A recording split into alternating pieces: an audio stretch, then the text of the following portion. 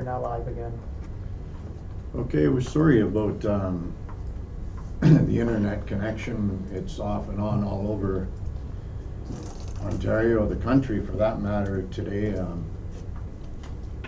We've got to keep forging ahead with our meeting here. Hopefully it keeps running. Okay. It was pretty much finished with the Word document unless anybody had any questions.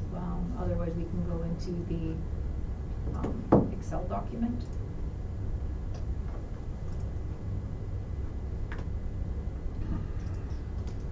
What page are you talking there? The sheets, the hard copy sheets that are on there. Okay. I don't know if anybody wanted to, like I said, so those sheets that are prepared before you do not include any transfer to reserve at this point in time. So 10% levy increase, whatever someone's tax bill was last year. Based on 54,138 is the average assessed value. What would the mill rate be? What would the mill rate be? What is it now, 4.5 approximately? Approximately, yeah. So it would be another almost 5%. It would be, hold on.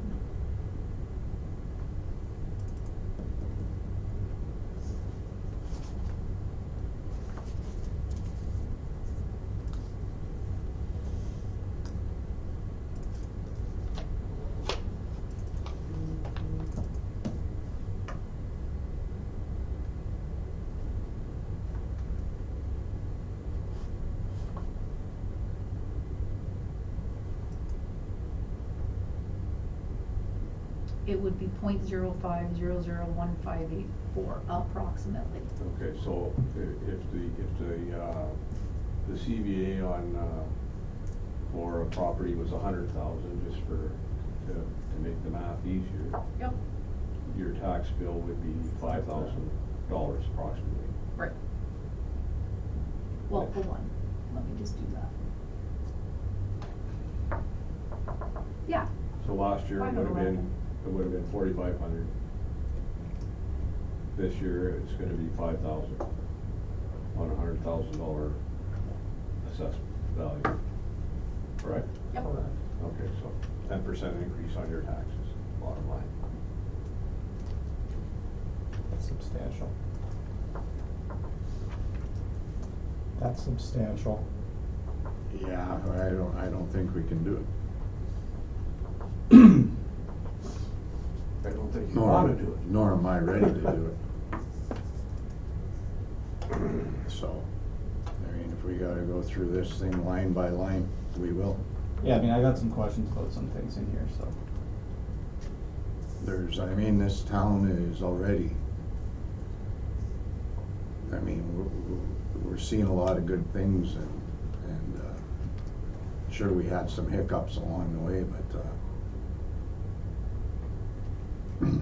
What was the increase a year ago? I believe it was 2.49 or something like that. Your levy increase was 2.49, yep. 2.5. So, how do you explain, I mean, Inflation. Cost of things. No, I got 7.7%. It's Highest huge. it's been. Yeah, no, I like, Cost of living has gone up. but I mean, we can, oh no, I agree with that, Dan, but I mean, we're already in a tough situation, a lot of people. It just means maintaining the status quo of what we have, what Marlene was explaining there, right, was Yeah. already, Yeah. like, and she wasn't even including, what was it, I didn't. wages and fuel rate, and it was already at 3 point, Yeah, what do you say, So on 100 3.7%. Sorry, Nathan, I'm sorry, but on a, I'm going up. It doesn't, so on $100,000 of assessment, if you put through the 10% levy increase, it's an additional $455 over. last year's tax bill. Yeah.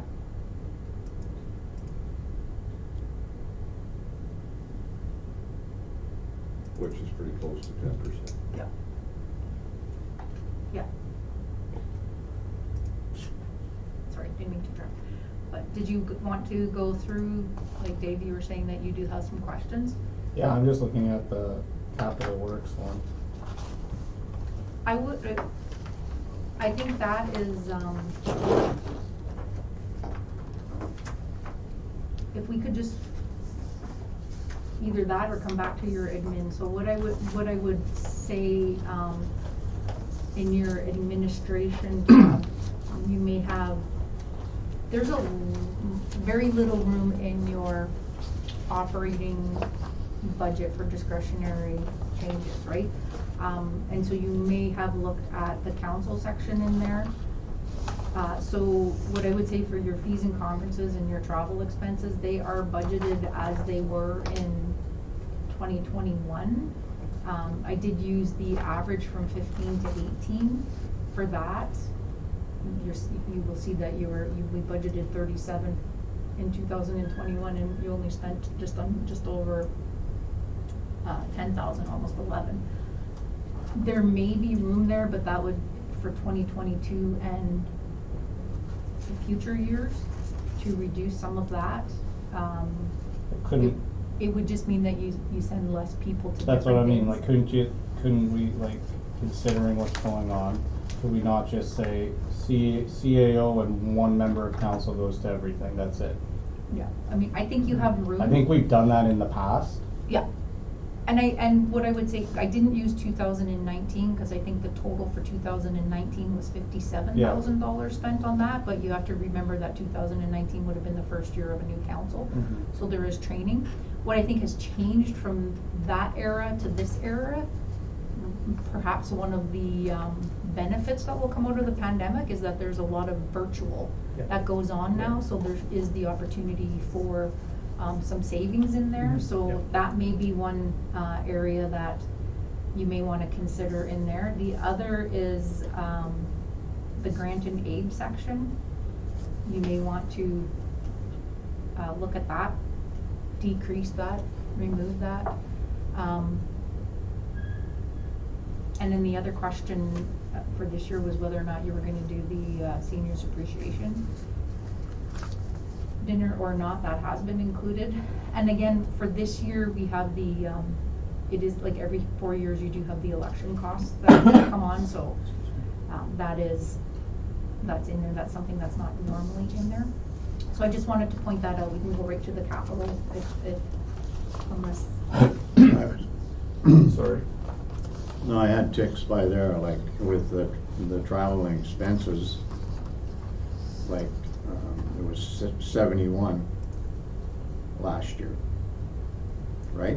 Yeah. And we budgeted 28 for it. Now we're budgeting 28 for it again, thinking we're coming out of the pandemic, hoping we're coming out of the pandemic.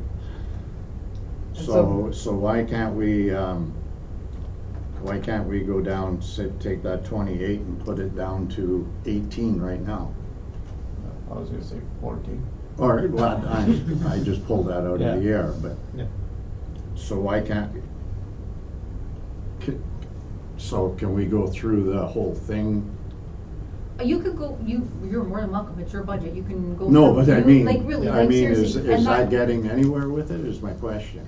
So I would say like 1% is almost $22,000. Well, we gotta go through. So I think it's a good thing, but what I'm saying is that those are identified as items where you could potentially, but if you wanna make sure that when you're doing it, that just dropping the number, it means that you have to drop like behavior too, right? Yep. So that it means like going forward, hey, we like you said, we're only going to send one person, as opposed to 2 or 3 or whatever. Unless, I mean, really what I would say is if there's something really important that you need to have a collective presence at a minister's meeting, then of course you're gonna do that, right? Like that, but if it's generally just for conferences. So I was thinking combined between those two, the fees and conferences and the travel, I was thinking somewhere around 17 if you dropped it, Yep. right? I think that's a good idea. For best practices, I think anything that's virtual, we take advantage of it, and we do it as a virtual thing. If it is something that where we do want to have an in-person's presence, it would be best just one counselor and myself. That way you are really saving quite a bit of money. I mean, the hotel, the conference Yeah. fees, and just now even with gas costs, we'll likely have to even revisit how much we're allocating even for these trips, so. Yeah, those may so be this some year best practices. this year we covered a lot of the conferences Yep. virtually. Virtually, yeah. Like, But hopefully we can, that's what they said, they're, moving forward, there's gonna be a lot of virtual. But Yeah. I'm not seeing a lot of virtual, like, Yep. But I would love to go to the Ottawa one virtual, Yeah. but they're not doing it virtual. Like, Yeah. I mean, I guess we're gonna have to address the problems Yeah, about that. and then the other side of that is. There is some, yep, but not all. We could potentially have a whole new council in here yep. next year. Yeah, but they're That are gonna, looking- I mean, that are if looking we, for training. And that might be, it may be, and I don't really know in detail what the training happens, but it might be cheaper to do in-house and advertise that you're doing it for, like, along your other communities along the North Yeah. Shore, and you have people come here and do the, Yeah, so there's ways. I've been looking at several virtual programs for that, Yeah. and some things that I could do internally, for instance, and it will also depend again on the composition of council come, November, and if there's a lot of new faces at the table, right, that would be additional training that'd be required, so. Yeah, there's different ways of doing it, so that's good. That being said, again, as long as we try to push for things virtual, ask people if they can do virtual meetings, that's a significant amount of money that we can save in this area between fees, travel expenses, yeah. Did you say you wanted to drop the travel and expenses then to, what was it, 14, 17? I'm hearing different numbers. Saying 17 total between the fees and travel, or 17 for that one line? Marlene? I was thinking, I mean, when I look at where we are right now, your fees and conferences, cause part of that is your memberships. Yeah. Right, are included in there, like that's at 4,000 right now, and your travel right now is only at 1,700, so I'm thinking, and no one's going to AMO, right? No. No. So, I mean, I wouldn't go too lean on it, I'm thinking maybe for fees and conferences, maybe drop that to 6. That gives you a little, and for the travel, I think you could probably drop that to 15. Yeah. Even the fort, like really. I mean, and like realistically, you guys did travel this past year. It's not like Yeah. you didn't, and it's still pretty cheap. Yeah. You didn't just, the big ones are the ones in Toronto and the one in Ottawa where Yeah. you're Yeah. shelling out like $5,000 a person almost. Yeah. How much are we at right now for that GL? For the travel? Yep. It's only like $1,700. Okay, I think we could go with the 14 there then. 14 or 15? 14? I just picked 14 because it was half. I think you wanna give it a little bit of room. 15. 15? okay, may as well keep going on down on this one, on the administration. I gotta agree with the grants and aid, I would drop that from 6 down to 3. Lots? Yeah, I don't think we ever, in the history, have we ever came close to 6? Yeah, Oh, we yeah. spent Yeah. $350 this year, that's it, 344. Because people couldn't hold functions and stuff, right? For a So- while, like because of the community hall. Do another 50% there. We good with 3 then? I'm fine with that. Yeah, I'm good with that. I would say in 2020, you did 2,000, in 2019 was $2,000, 18. But is that because we had a big pot and it was a Christmas hamper and we said we're gonna give a bunch of money that year? I feel like we gave like $1,000 or something to the In- Christmas hamper. In 19, it was $2,000 to Christmas hamper. See, Yeah. like, Yeah. that's a And lot. Yeah, I mean, Yeah, 2018, it was 2,600 in total. 17, it was, you were pretty close in 17. You were at $5,800. So, I think, and so what, again, what has evolved over those times is that there is right, there's an evaluation. Yeah, we've that also goes through. probably gave out grant and aids to things that didn't qualify for grant and aids in Potentially. 2017. And I think, again, right, we're going back to, I think you're right, you do have I think you very easily have the room to drop it to 3, or really, at the end of the day, here's the example I would use. So you do consistently do the graduation and the Christmas for the school. Yeah, the best way, the easiest money for anybody that's listening is to do a bottle drive. You can clear $1,500 on a bottle drive. But people they have to want to go and do that, right? So that's my piece on that. Yeah, this year, what was it? The high school used the rec So far, hall it's only the twice, high school, yeah.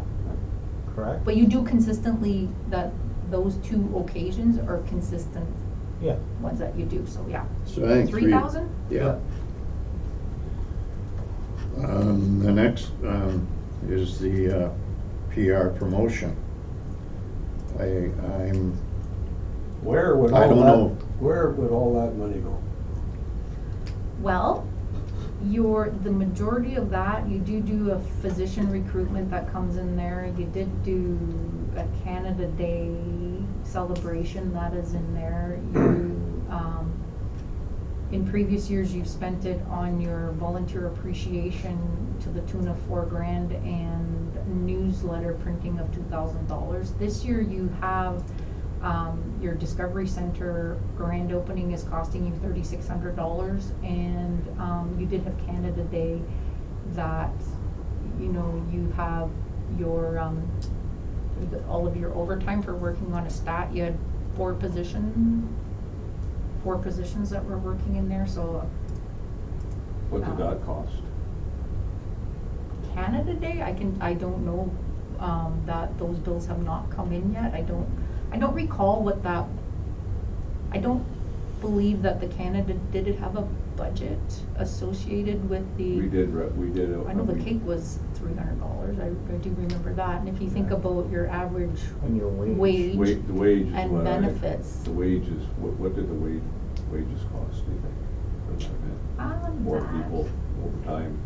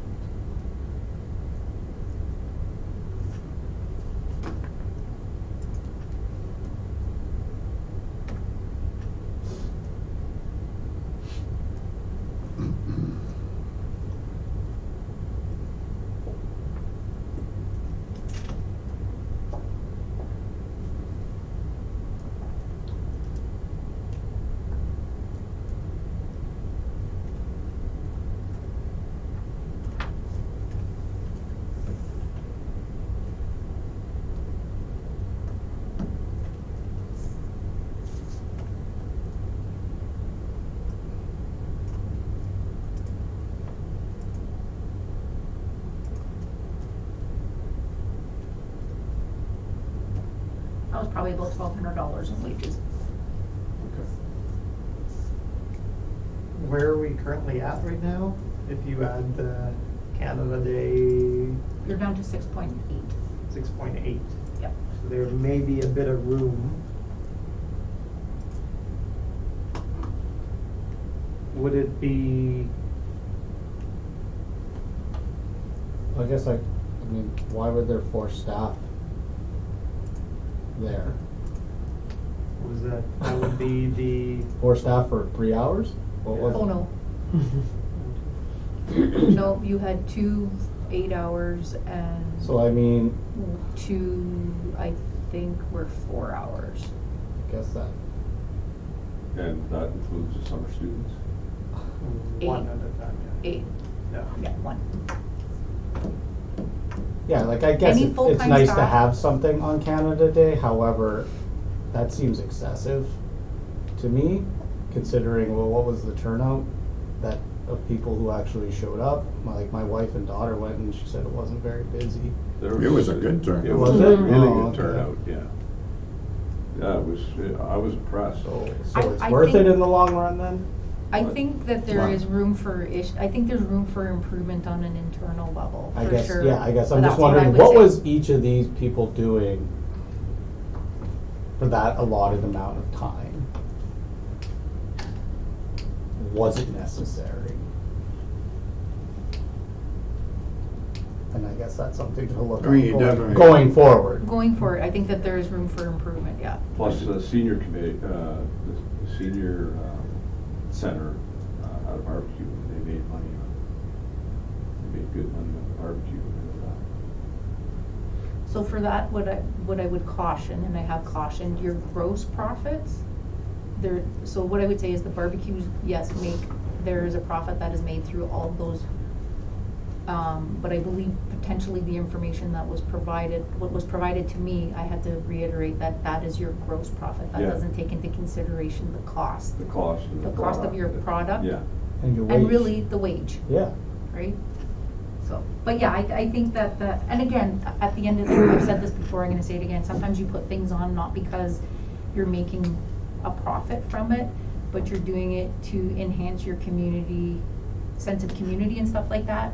But there's always room for efficiencies, right? Yeah, and there's also a grant available for Canada Day, is Yeah. Canada Day, I think so. Potentially, you know, and the tricky thing though is sometimes with these grants, the administration costs to apply, Yeah, do the I- reporting. I know if they're not it's- easy, yeah. I know If that. it's like $2,000 and, you know, we've spent, you know, a week Yeah. looking into this, it's just not worth it, right? It needs to be a big payoff for us to spend time on applying on these grants.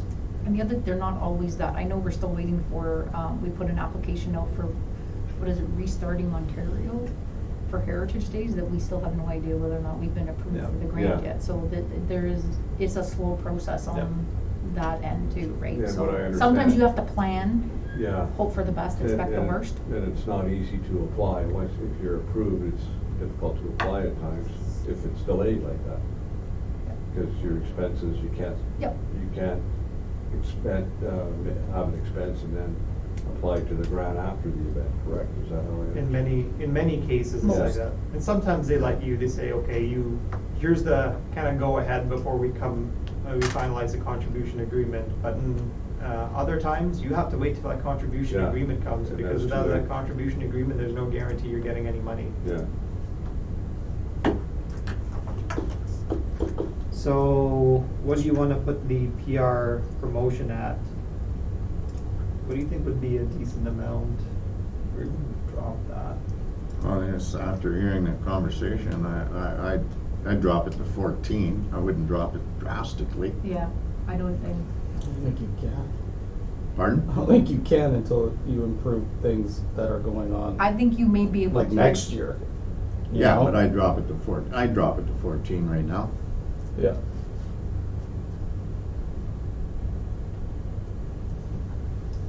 I think we'd be safe there. Fish I supper. think sorry, go ahead. I was just gonna say, the fish supper, have we ever had one? You didn't you do it, usually it's on the even year, so the last one was in 2018, you couldn't do it in 2020 because of the Yeah. pandemic. So it would have been 2022 that you would do it. Generally, it's done in June, it's a seniors appreciation dinner Okay. is what it is. Yeah. Dave used June to is do Seniors it. Month, right? I had a conversation with somebody and and I can't remember who it was with, and we decided we weren't doing it this year. Yeah, that's Because fine. we're coming out of the pandemic, still coming out of the pandemic, and There's a new it's wave for going the on. seniors, and we didn't wanna put anybody at risk. Yeah. That's fair. I think we've put significant investment also in our, senior So- center, and the senior center keeps on That can looking be for zero, right? grants Mhm. in order to put together more sort of events like this, so They- I think we're yeah. more covered now. Yeah, and they will do their lunches whenever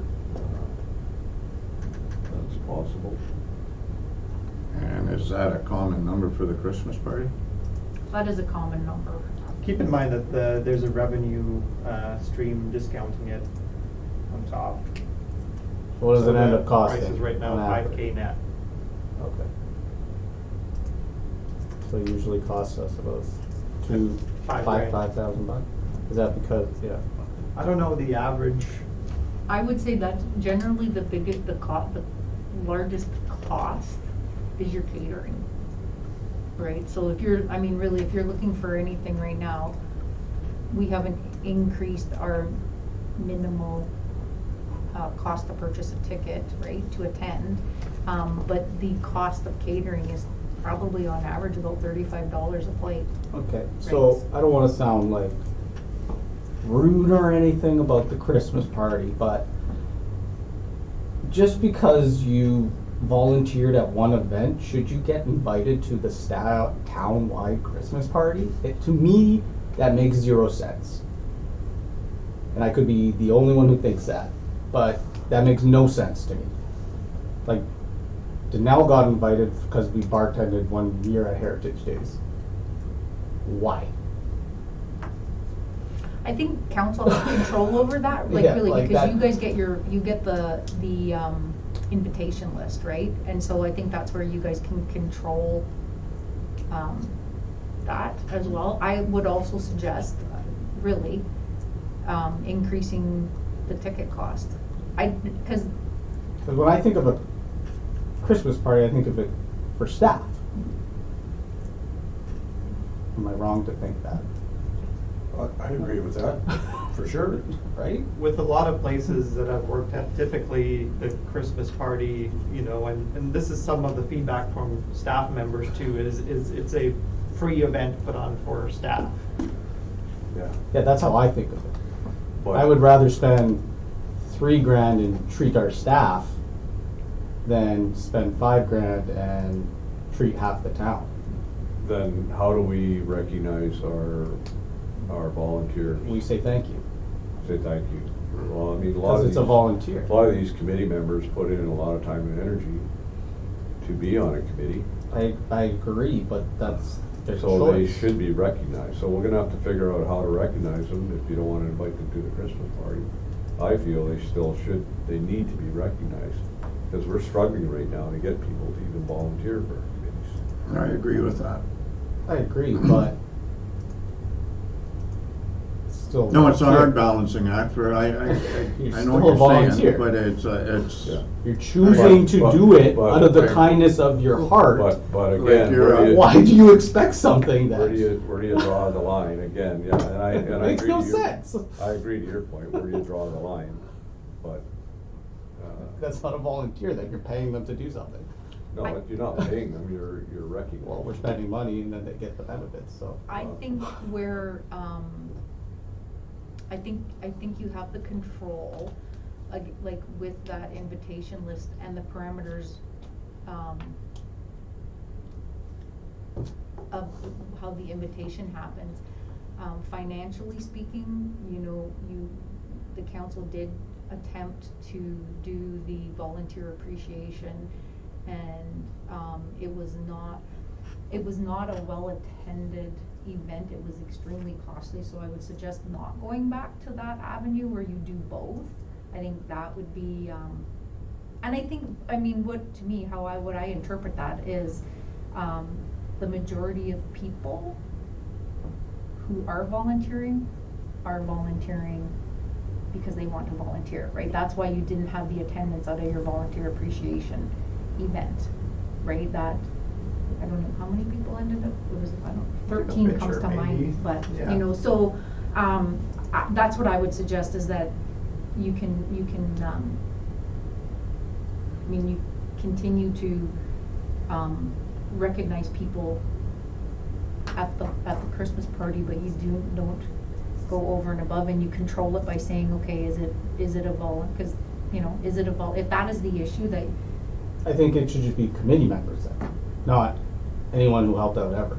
Right. Like those committee members, 100%, sure, bring Right. them to the Christmas party, but, And that's an existing list. yeah, but that list also has people who did one-offs. Yeah. And, oh, they helped out at this, we gotta send them an invite, and then they show up, and then they're. but that might be the incentive for people to join the committees as well, right? Yeah, but not every volunteer Well, should get an invite, and that would cut the cost dramatically. And the other side of that is not everybody likes going to the Christmas party, from what I understand. So, I mean, if we can figure out a better way to recognize our volunteers or our committee members, whichever way you want to put it, rather than invite them to the Christmas party. And if that's acceptable to the volunteers, then maybe that's a different way we can do it. And it might be more cost effective. I think it's a difficult thing because, you know, there's always been this debate over the cost, whether it's volunteers or staff. It's like, I don't want to pay into coming there, but it's tricky, right? Because we're trying to also leverage a better thing here, and we need some. I mean, if we were doing the full like 8,500 without the revenue to discount it, that 3,500 revenue, right? That's just hugely expensive then at that point. Yeah. So Yeah, that's the other side of it for sure. it's this is a difficult one to find that sort of compromise. But again, we're pinching pennies here. So we can leave that one. We can leave that one at We'll 80, revisit. at Yeah, 85 for I now, and agree. Leave it. we definitely gonna have to have this conversation Yeah. in it's the not an easy future. one. I mean, you think you could, what if you took a year off from this Christmas party? Well, we have for the past. We have 2 two, years. 2 or 3 now, Yeah. and possibly another one. The way when Yeah. I'm listening to the news this morning. With the new wave. Yeah. Anyway, sticking with the same document, is everybody okay with that? Leave it at the same for Yeah. now, and sticking with the same document, I got, my next tick is way down at the end, bylaw enforcement at the very end, bylaw control contract. What's that one about, Mary? So that is your bear trapping fees and your, other animal control. Like pigeons? Yeah, sure. Which it seems to be pretty effective. Yeah. I do see that there's, like, for whatever reason, like, things are going pretty good there. I don't So, listen to badly. So that's Is just there any dependent on room how there? many bears are in town, basically. That number. I think that for 2023, and I'm not sure if I think I would keep that at there. Again, it depends on what type of a year we have, for the bear portion of it. Mhm. And I would say that part of the other animal control section, I'm just trying to see how much we've spent on that already, so just give me 1 second here, cause I'm thinking that was, around the $1,500 mark, is that right, Tammy? For that, For the bear the control? pigeons, Oh, for the pigeons. Yeah, it was, that was yeah, around $1,500. yeah. So I wouldn't, did you say we needed an additional? Well, I've been monitoring it. I have seen a couple pigeons around, but not hanging out excessively in any one location, so I think the treatment was effective. I would recommend making another treatment in the spring again, or if we see an increase over the summer months, do one in the fall. Okay. So we may not have to do another 1,500 this year. That means everyone has to be okay with the pigeon for the rest of the year. Was it 15? It seems to me it was more around the $1,000 mark. I'm trying to look to see how come it's. That's what stumped me, is 15 seemed high. Marlene, do you have the numbers from like the past 3 years of how much we spent on in that? For the bears? On that line item? Like, so what was that line item expense in 2019? I created that this year, sadly, only to keep things so that it was a little, okay, no, it's about $1,500 for the pigeon thing to answer Okay, that first question. thanks. Okay, sorry. And so, the last couple years, let me see. So if I can just elaborate on your pigeon thing then, That treatment was 5 locations around town. If we beat some of the locations and decrease it to, like, say, 3 locations, we can drop that cost quite a bit. Yeah. I am thinking though it probably is gonna be a yearly thing, just cause They, pigeons come yeah, in from they come the in on the train apparently, they kind of follow the grain. You're thinking dropping that, my train of thought on that is dropping that from 5 to 3 is the room, and you wanna know about the bears, right? Yeah, I'm just Past thinking our 3-4 worst years. bear Yeah. year was probably 2 or 3 years ago. Yeah, and that'll let us know. Yeah. But we've only started to contract the bear Oh, control right, stuff right, because we out. used to do that internally. did it Correct. internally. Yes, yes. Yeah, so we've, Okay. honestly, Right, we've been right. very fortunate since we've been contracting it out. So why can't we do it internally? You need to have somebody who is, Train. Training, trained, education. M&R trained. They're retired. And is that difficult to do, if it makes sense, and it's cost effective? I think that's a discussion, probably for an in-camera, when you're talking about personnel and training and stuff Yeah. like that, that's probably what that is. Sorry. But again, I mean, so if you're gonna be the Pollyanna, for 2022, I believe that we should keep that where we have it right now. I don't, where am I here, in 2021, if I can find this quickly, I can tell you that we paid.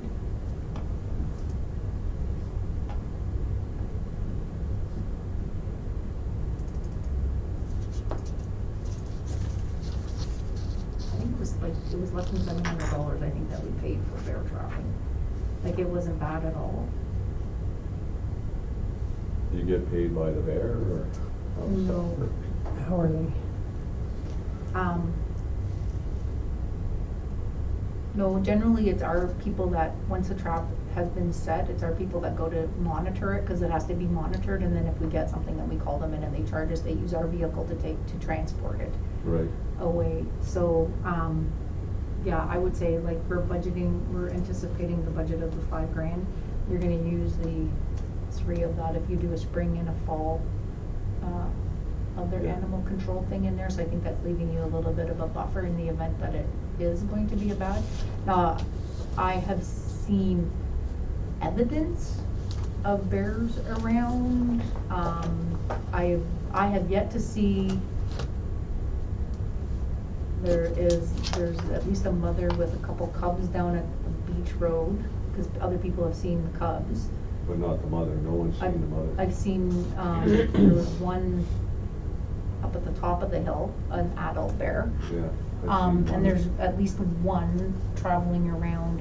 Yeah, So, I mean, they're around, and what I was saying about Pollyanna thing is, there looks to be that it's gonna be a good year in the bush for berries and stuff like that. It might be a little bit later, like I'm thinking, but, that's Yeah. my prediction, my almanac prediction. I think there's lots to eat. So, that might be a good thing, right? We may not have anything until later in the fall when everything is gone.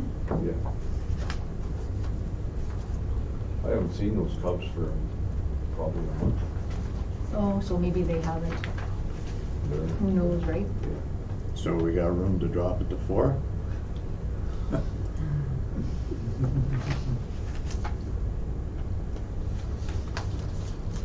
I would keep it at the 5, but it's your decision on what.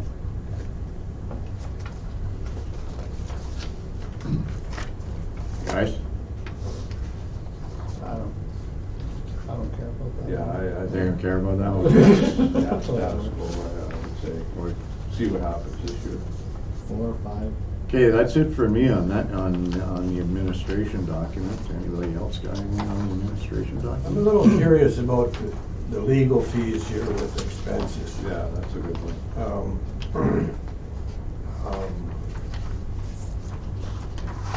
I mean, it was, the year before, it was 30,000, and I see it actually was 23, but, Is that all the bills this year, or?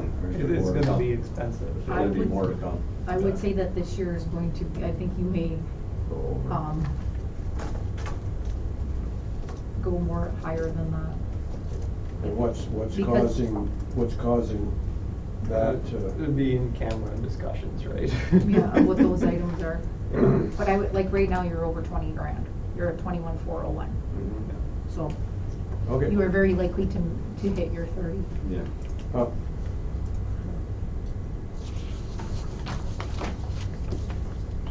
Okay, which document do we want to go next? Try and keep it. I got a bunch Yes. of things on the Capital Works one. I was gonna say, I think, Cause like, like, everything else is pretty yeah, standard. that's what like every other thing, it's like, again, I don't know where you're gonna pinch pennies on the other stuff, cause it's all Yeah. wages and things like that, right? Well, You got some? I got some stuff here. Okay. Okay. Okay. Well, did you wanna go to those, or they? Well, okay, you can go to the municipal buildings, Okay. and down at the fire hall.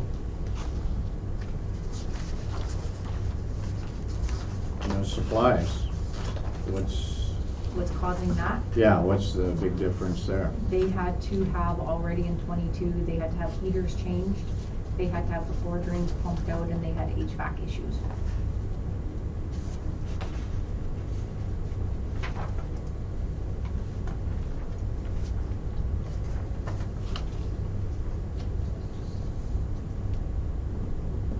Okay, and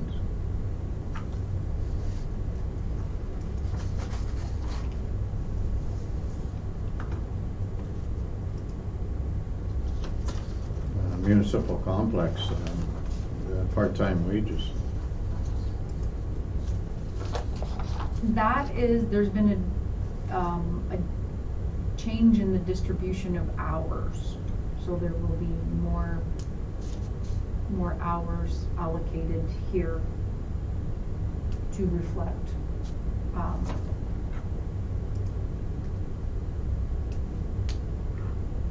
how the hours during the week are going. So whereby it was distributed between different buildings, allocated differently, the percentages of time, overall time, were distributed differently. It's being allocated more to this building, so it would be less in other There's buildings. Oh, yeah. So it's less in the fire hall, it's less. The library is yeah. different, the fire hall is Yeah. different. Okay. That equipment and maintenance line, how come we used so little in that last year? So that is a general operating if things go wrong.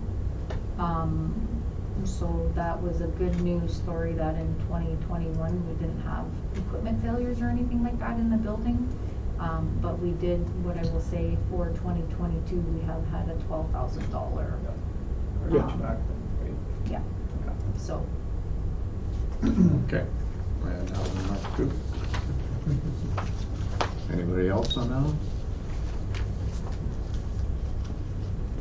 The vested properties, the supplies. So that is, we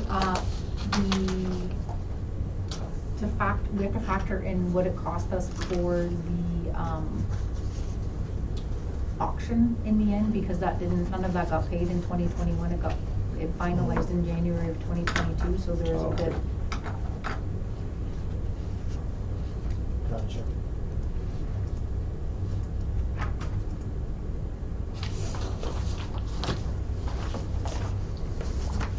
Okay, and the next one is volunteer fire department. I haven't got anything on it. You don't? I don't.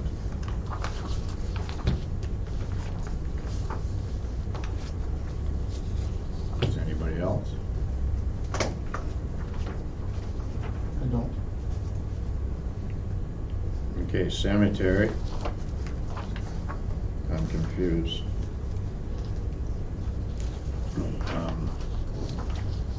With the increase. Okay, so, for 2022, we had, so your Canada Summer Jobs there was more funding available in 2021. So basically they were giving you more money to try to get people working and do all that stuff. So the program itself has been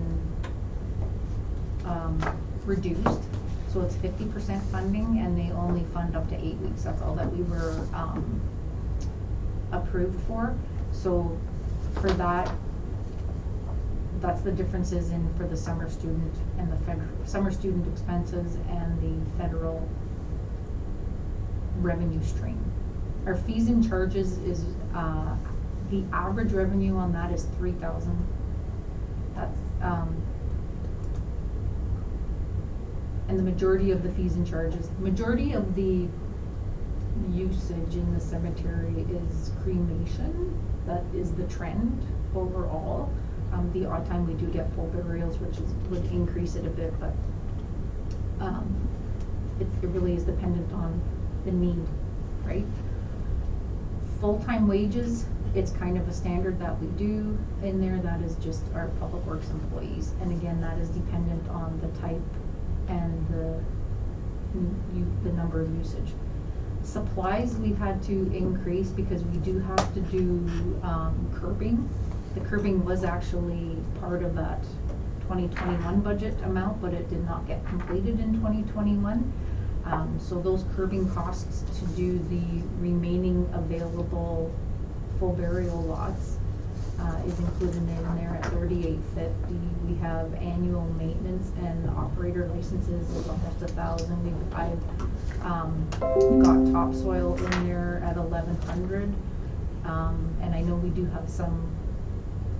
Potentially, there may be some tree removal in there, so that's what that is for. There's some very But this, okay, necessary maintenance efforts that have to get put in there. okay, but is there not a cemetery, what word am I looking for, a cemetery fund? There is a trust. Trust. You're only allowed to use the interest for maintenance. You cannot ever take the principal out of that trust. Why that's like that, I don't know. Again, that's a question for the higher powers that be. No adjustment to that account of interest rates at all. No, Yeah, so pretty lean years. yeah. Your 7,000 actually might not even be enough for the maintenance that you have to do in the cemetery at this point. Another question too, like in regards to expenses with, like at the cemetery, it shows $5,000, but Public Works is over $500,000. They're the ones that, like, so we've got wages for them here and we got wages for them on here, like, I don't understand that. Right, so you budget your wages based on your positions and the hours that they work. I mean, regardless, Good. Public Works works Monday to Friday. I mean, and they do whatever they have to do, like unless they're working in a cemetery on a weekend or something, like. I don't understand your question. Well, I- So when you're, and here at cemetery, it says wages, full-time, and you've got $5,000. Like, who's getting that money if he doesn't work for Public Works? well, it's, so you have an allotment for each position that you have, and then that total gets distributed amongst a whole bunch of different wage accounts for that. So for instance, your Public Works Department will get distributed amongst your cemetery, your roadside maintenance, your hydrant repairs, your water system, your collection system. It will get distributed. Some of it goes through your recycling costs because we do recycling pickup. Like that total amount for those positions is then distributed amongst these different departments. So your public works staff works 8 hours a day, 5 days a week, right? So that's 80 hours a year. So you factor in the costs, your employer-related costs, your benefit costs, all of that, and then that all gets distributed amongst the rest. So it's not that somebody else is getting paid that money, it is being calculated as a whole for the year and then distributed. don't know, I just think if it's all under Public Works, that covered whatever jobs they're doing, whatever day they're doing. It's divided into the certain areas. So when they do their time entry, if they spent, let's just say they spend 1 hour at the cemetery, you'll put that 1 hour at this GL here, Yeah. this line item here, and that's where it will be captured.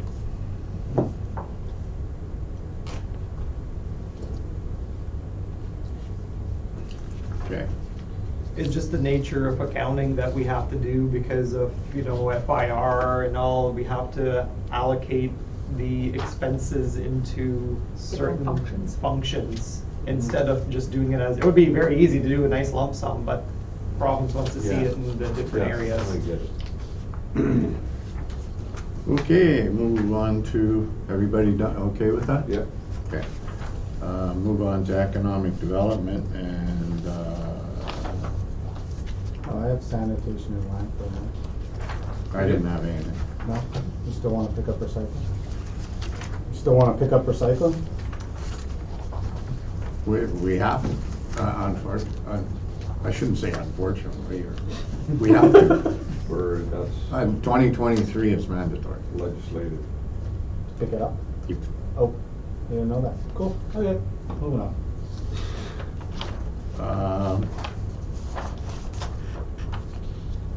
I had that GIC down last night. Tourist Information Yeah. Center. SS. Summer students. We got 4 of them, No, Three. there's 3.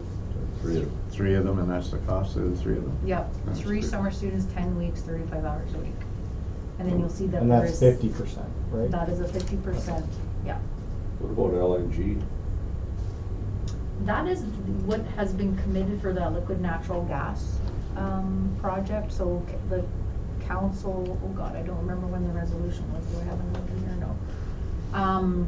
Committed so many dollars out of their NWMO Community Revitalization Fund. That project, although it seems to be almost stagnant, there is still a portion of it that has been committed, so it's in here to say you're still committed to that money. It's in case we need it, Yep.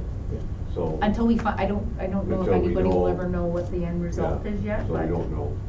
you can see that there was very little that was billed to us in, Yeah. cause that's Marathon that's taking the lead on that one for Just- 2021, yeah. but.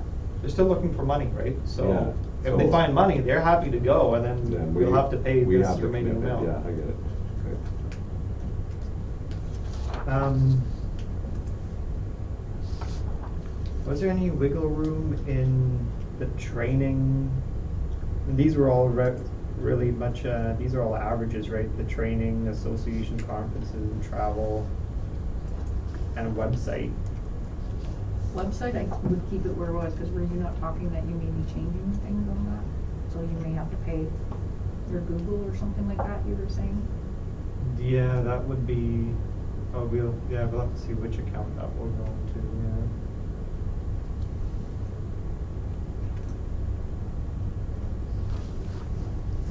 Travel, there would be some, in there already, eh? Yeah. There's not much wiggle room, eh, with travel, association fees and training? No. No, eh?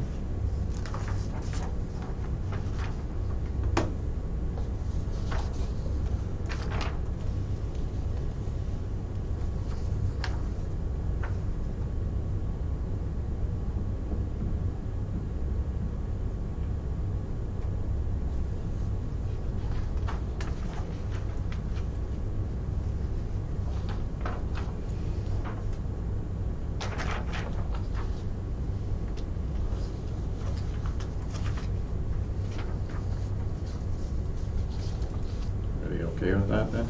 Yeah. Yep. Okay, the waterfront, the water fund, sorry. That's already done. You guys passed your water and sewer way back Okay. in November. Okay. Okay.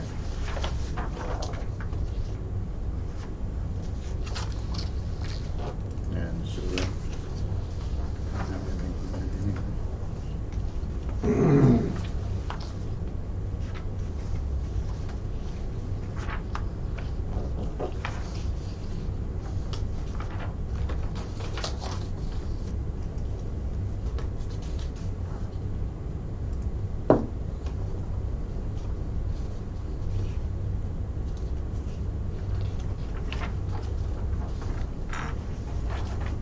Public Works, anybody got anything on that one?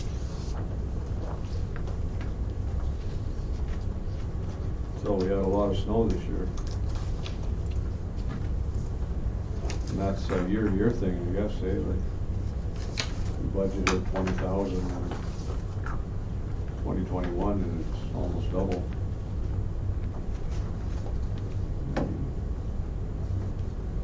Not much we can do there, I guess, because the costs have gone up. Prepare for the worst. So what I would say is that we do, like I said, we budget those positions, right, based on the full year. There is a component that is factored in for potential overtime. And I would say, what I will tell you is for 2021, we were, almost right bang on, with what we budgeted. And again, you were at the mercy of Mother Nature Yeah, when you're we looking got a lot at of things. snow, so gotta get a lot of snow this year.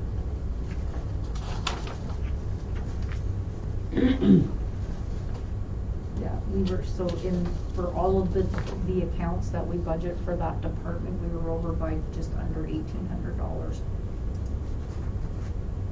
So.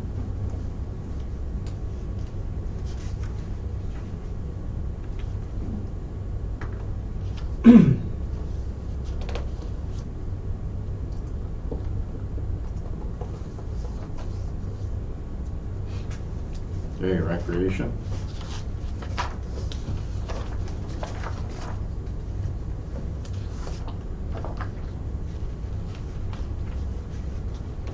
The arena is always a huge one, eh?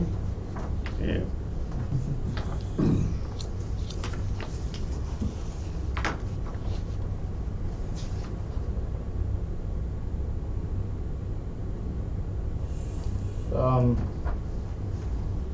Under expenses, Heritage Days, that's 0? For 2021? For no, For 22, so Yeah. so for your, committee, your rec committee stuff, they do not generally budget a, like a profit or a loss. We don't budget revenue or expense because ultimately, you'll see on our agenda for today, we have the transfers to and from depending on whether the event had a surplus or a loss. gotcha, okay. So,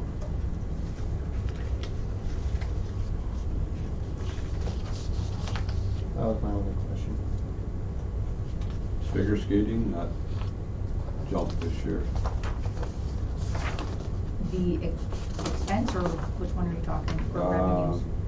Okay, oh, sorry, Probably I've been the wrong revenue. area. You're talking about, I- revenues. Yeah, revenue, yeah. So what I did for the revenues, now that we are crossing our fingers and we're gonna be back to normal, was I used the, average from the 15 to 18 for the arena, like the arena revenues. Yeah, so that's. And again, there's always that, there is always that caution, right? We don't know, but a budget is a point in time estimate. I think we're fair enough to Yeah. say that we're going back to, Back to normal. yeah.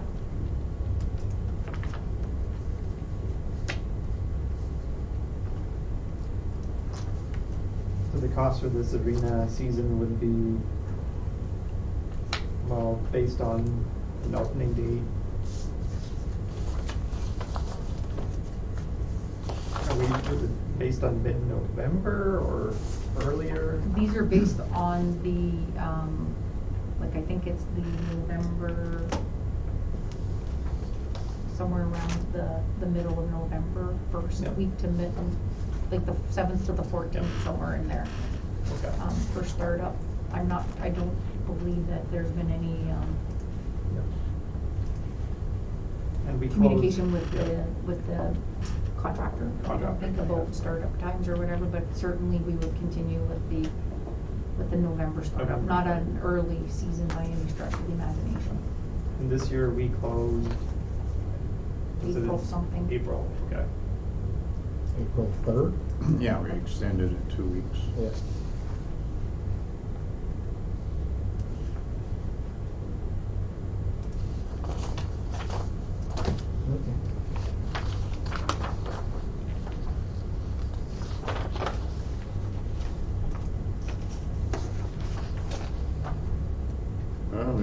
to look at a different way to save some money. On Arena. on the arena. Like, how much does it cost to extend it by 2 weeks? I think it was actually extended a little bit longer, because our estimation actually was, based on I think it was the first weekend in March. I'd have to go back and look, but I think it was based on the first weekend in March. I think it's important to decide what it is that you're gonna do, even though the impact is really in 2023 for the second half of the 22-23 season.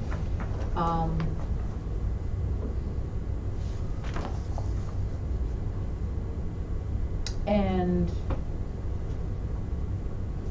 So is it not easy enough to just contact the main user group and ask when their competitions are, so they don't, that is what was like, supposed to how happen. hard is that? Yeah, It- that's what. Like, it doesn't seem like rocket science to me. Yeah. I think what happens is. Cause that's why it got extended, because it would have closed the weekend that all the girls were out of town, so they couldn't do their ice show. I do believe for the 2021-2022 season, it was decided, I'm gonna say somewhere end of September, early October, that the information was supposed to be communicated to the user groups. From But is it a not- talk level. Yeah, but is it not easier just to have a discussion before saying this is when it's closing? I don't know whether or not, there was any feedback at that Okay. point in I time. just- So I think it's important to have the conversation. I think in the August. conversation needs to happen because you don't want to upset the biggest revenue of our arena. Yep, Cause they have another arena 14 kilometers away. yep. And then that sucks. And I think it comes down to making the decision and sticking with the decision, right? As long as you have all of the information. But it needs to be a collaborative, sort Exactly. of, not unrealistic decision.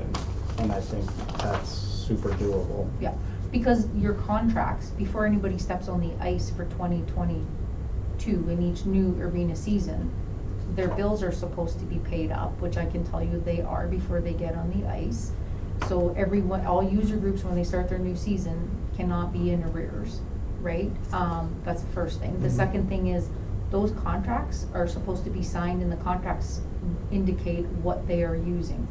So all of that needs to be completed. So if the process is followed properly, it should be very smooth, right? So again, in the past, it used to be in early September that those conversations were happening, which makes sense because you've got people coming back from summer holidays, right? In my head, the new year begins in September because that's when school all starts, like, you know what I mean, the cycle starts again, right? And then your user groups are finding out what's really happening for everything, right? I mean, and you can predict, I would guess, for, you know, it's kind of like an estimate of like who's gonna come back, who moved on, blah, blah, blah, blah, blah, and all that kind of stuff. Yeah, But yeah, I agree with you. I think that we do need to make sure we have that. I think there should be a meeting. Back in the day, there was actual in-person meeting that took place with the user groups. I just think from a budgeting standpoint, from everyone involved, that's just easier. Yeah, It's just way easier. yeah, Cause then there's no excuse, everyone knows exactly what's going on, there's no chance of miscommunication, Yeah. it is what it is, and then we don't have to change our closing date again. and I would say at this point in time, if everyone's okay with an end of March closing date, I don't have my. But the user groups also need to understand the costs involved. Yeah. I mean, But that's why I think a conversation. Yeah, I agree that needs to happen. It just would help and then we can budget for when Simcoe comes and does all the stuff or when our guys have to shut this thing down and start it like. I think collectively, if the table right now is saying that, yeah, we want to accommodate, we don't want to go with dropping our season down to either the first week of March or the middle of March, we want to go till the end of March, then I think that I don't have a calendar. Well, then I think we're good with that. If it's accommodating to start a week later in November and go a week longer, then that seems like simple to me, Yep. Yep. right? But like Do you have your phone? I don't know We what need to see. I'm thinking 2023, like if we're gonna, if you're thinking your start date, your open is gonna be the 14th, right? Cause it's about 10 days to put ice in. Looking at it, what do you need to see? November? What's March of 23? March. I never remember which way the calendar moves. the 31st is a Friday. Is the Friday, and so Easter is the 7th, I'm guessing, yeah. Easter's the 7th. So really, if we say that, you know, our season is gonna be the 15th of November, or the 14th of November to, April 3rd again. yeah, say the 2nd, right? Then I think that is clear, if that's Yeah. what we're deciding, right? That's just a suggestion. It just makes it easier to budget things for everybody. I think it's involved. easier for planning. Yeah. So if we can tentatively say that that's where we're going right now, and then we can reach out to the user groups to say, I think, I wouldn't, regardless of what the ask is, I would not suggest going any further than the 2nd of April, simply because it does, as it warms up, it costs you more money, right, blah, blah, blah, but it's to ask whether or not that is, if they're going to need it that way, Yeah. right? Because then if they don't, then okay, we'll open it up a week earlier. We'll I close it a think week we earlier. use that as a tentative schedule, Yeah. and then we should be asking for maybe not, we're into July already, so maybe for the first meeting in September to get a report that says what are each of the user groups asking for in the month of March. And then we can make a final decision in September of what your season's gonna be. That makes sense to me, right? Yep. So if you come back and it's like only, you know, we have one thing, there's nothing going on for 3 weeks in March, but we want something at the end of March, then you can make that decision of whether or not, Yeah. right? That sound good to everybody? Makes sense? Yeah, no, it makes sense, but I'm sitting here thinking, we have to, I mean, I'm not gonna be a favorite for this, but we gotta think about a way that, we gotta change the way we do business up at the arena, because we got nobody to work other than our full-time. We got nobody taking on the FOS positions. Mhm. We're struggling every weekend.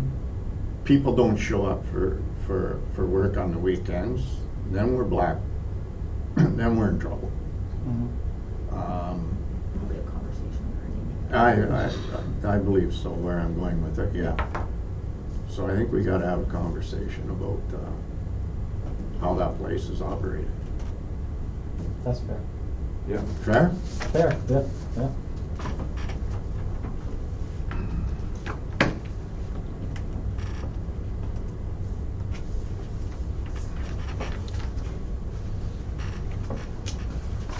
Moving on to the library. Yep. I didn't have anything on that. Nobody else? And miscellaneous?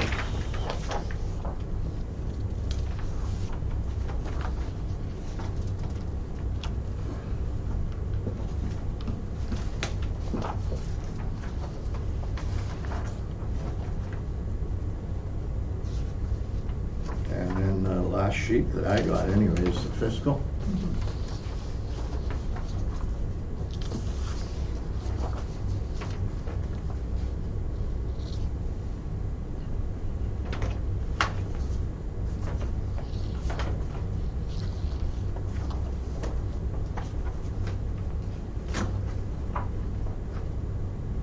So that would be the revenue that you got highlighted there, Marlene, and, At the top, that's your starting point, yeah. That's your revenue you can get from the assessed value. From a 0% levy increase, that's it. Right. That's how you calculate it based on, and then your ratios would, you can see like in the actuals, and the 21 budget is in different sections, but that is dependent on your levy and your ratios, so.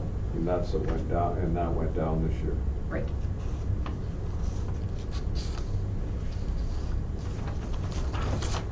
So again, on where I was, in the beginning where I was talking about the revenue, where we're budgeting less revenue for, interest earned, penalty and interest earned, like, that's where this is on this page. On here, and again, on here, there isn't really anything, in the revenue section. What I would say for your expense section, that write-off of current taxes amount is budgeted to be less. That has to do with your minutes of settlement or ARB decisions or class changes or anything like that that are happening, that happen mid-year, because those changes do get reflected every year into your new assessment roll. That also, you know, if the township vests in any properties through tax sale or anything like that, and we break the taxes off subsequent to vesting, that's where that would all fall into place. So there's been a significant reduction in that estimate for the year due to the improved collections, the successful tax sales that have occurred, as well as just collection and overall. But right now I have only 2 properties that were registered in 2022. So again, we're doing very well on the collection and the arrears. And the stuff at the bottom are all the levies that are from your outside bodies that you don't have any control over, what you pay for your DSAB or your social housing, ambulance health unit, that type of thing. So not.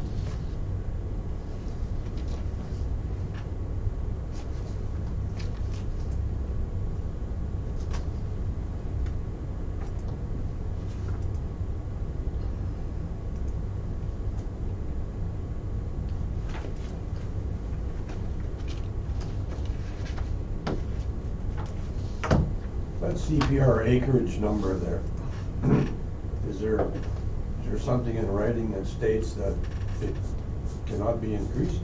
Yes, the rate is legislated by the province. Right.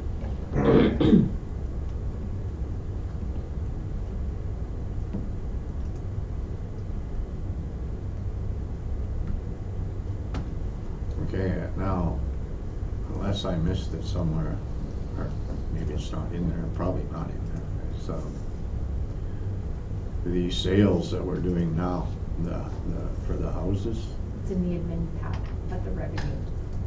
And then the other revenue. 73 or something. Oh, yeah, okay.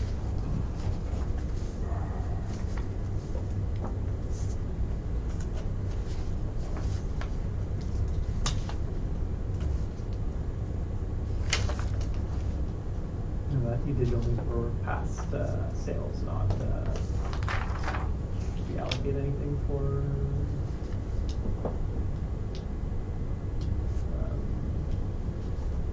Anything that has been approved by council has been, Yep. including the most recent one. Didn't put any estimates in for, No. Columbia or? No.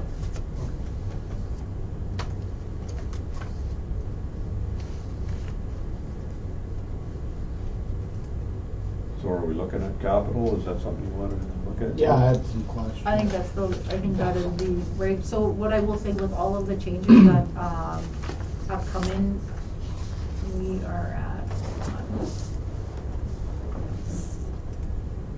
6.68, and again, that's without any transfer to reserve for future capital requirements.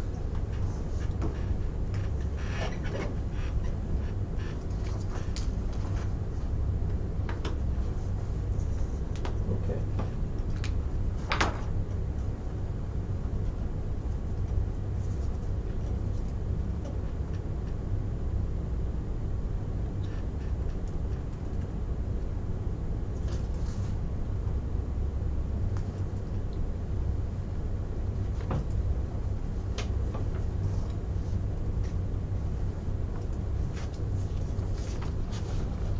So that's not including any of the things on this capital works list?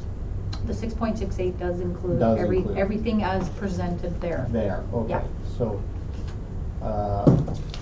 questions.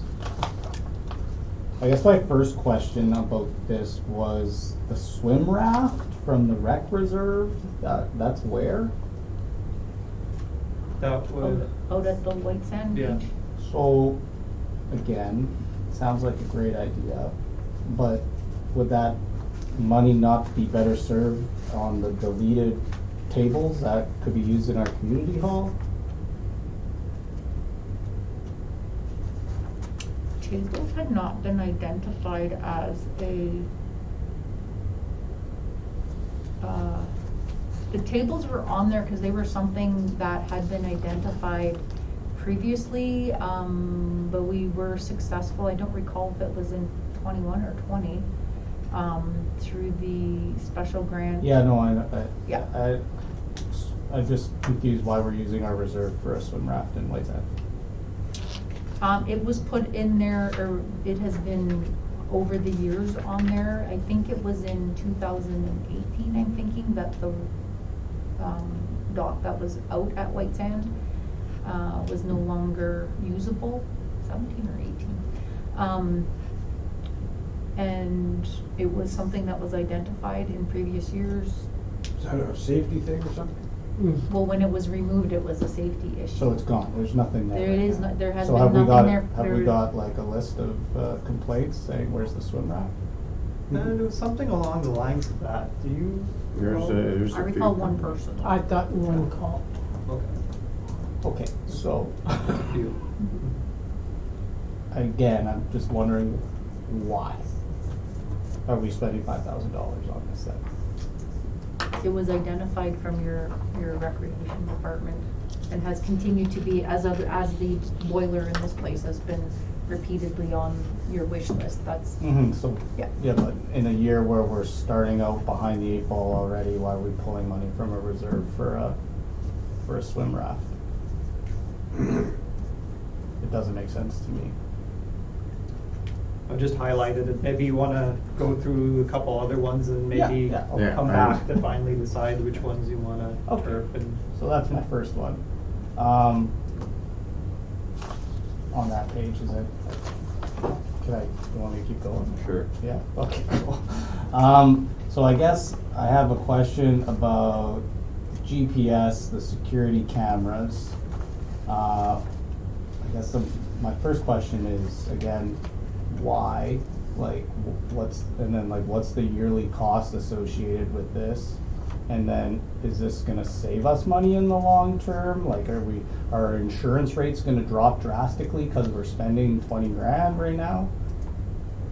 Good question. So, I'll let Tammy answer for the year-round cost, but I did have a chat with insurance and said, will this reduce your liability rate? And the conversation we're having is that it's becoming more or less the norm for municipalities to have GPS and dash cams.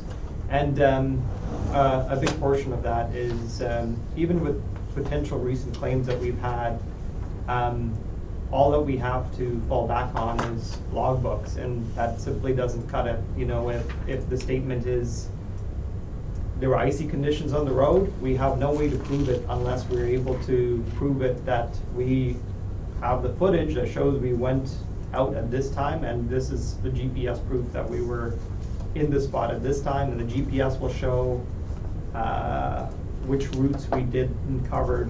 So that provides a very strong evidence and defense when it comes to any liability claims that people may bring up. So what insurance basically said is, you know, with the rising cost of insurance, they're not expecting to reduce our premiums. I said, if we do this year, would you reduce our premium? They said no, but they said it will help you if there's any of these small liability claims or bigger ones that pop up where as long as we continue in this era of joint and several liability, there's always a risk that any of these claims may pop up, and you need to go 5 years without any claims in order for them not to put a substantial spike in your insurance coverage. So that's the Yeah, but I Insurance could ask answer. insurance that if I put a camera in my car, is it gonna reduce my liability if something happens? And they're gonna tell me the same answer, but that doesn't make sense. So it's not saving us money, is the moral of the story. I think that there's a bit of I think there's a difference between, a commercial enterprise with a fleet versus your personal dash cam, in liability risk. I mean, we've seen the numbers of whether it's a formal, claim on, or the threat of, have increased over the years significantly,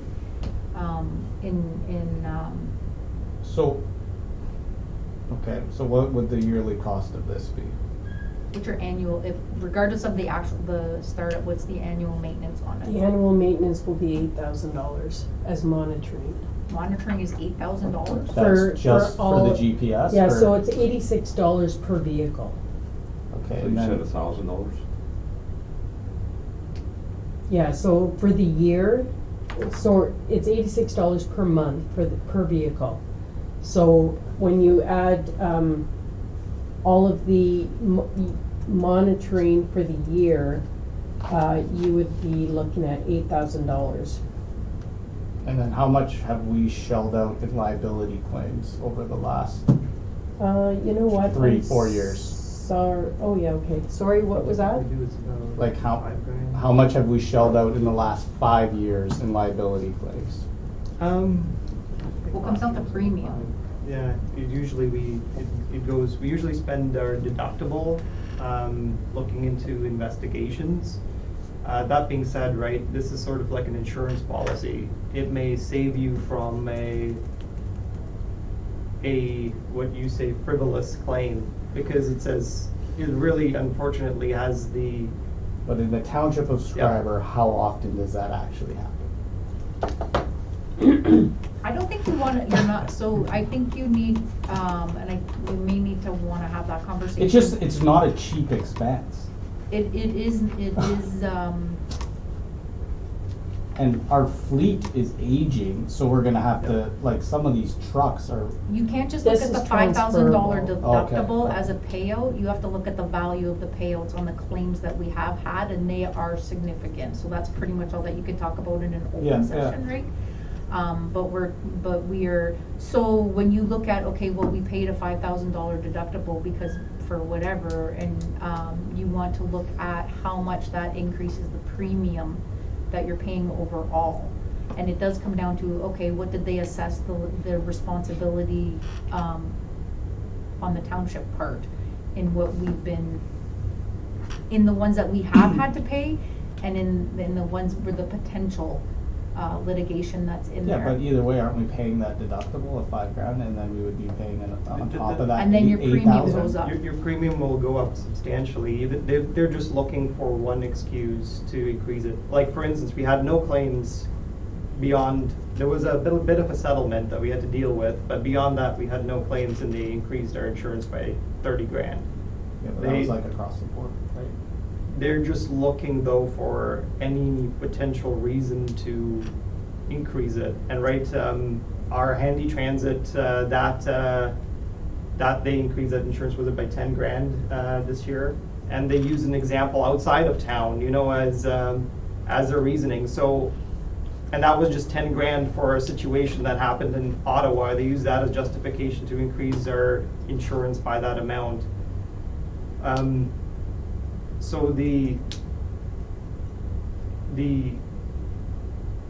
this is more or less just a precaution. Think of it as an insurance policy that prevents your premium from going up, because we'll be able to use information to our benefit.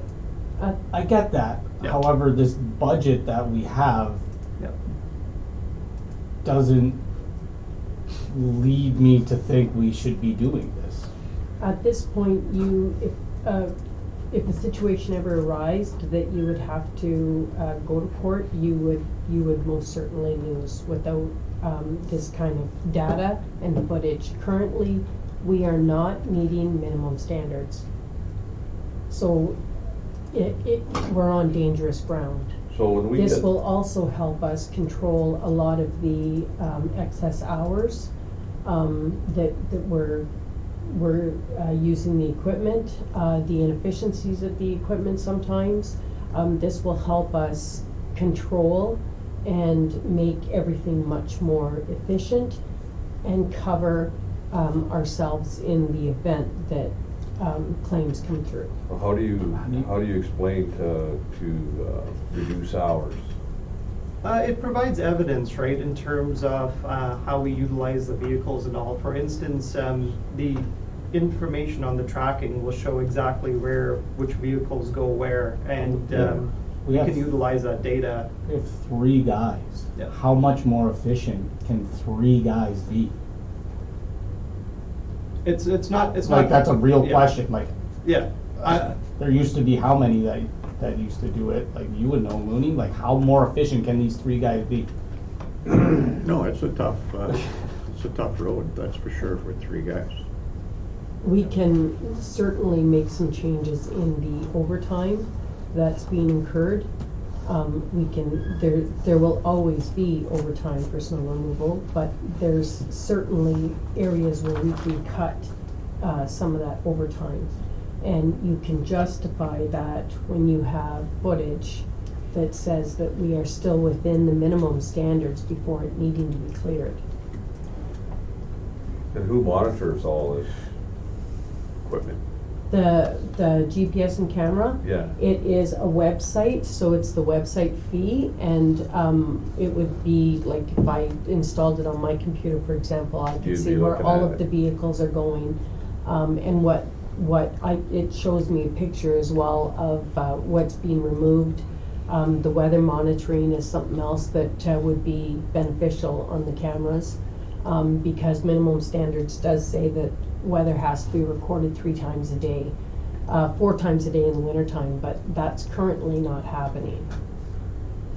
So of all the claims that we've had, how many times have we won?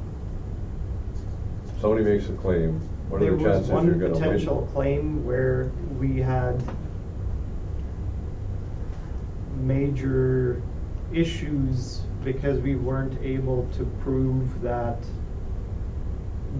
That data. that data. Yeah, And fortunately, we was able to be settled and dealt with quickly. Otherwise, it would have been a much bigger issue. so with this data, you would win that case rather than have would- to settle, is that what you're Good saying? Probably chances would've- it would be dismissed in a discovery hearing, Unless it shows that That's we really what didn't do what we were supposed to do. unless it shows then we're, yeah. That's what the investigator stated, that logbook did not matter.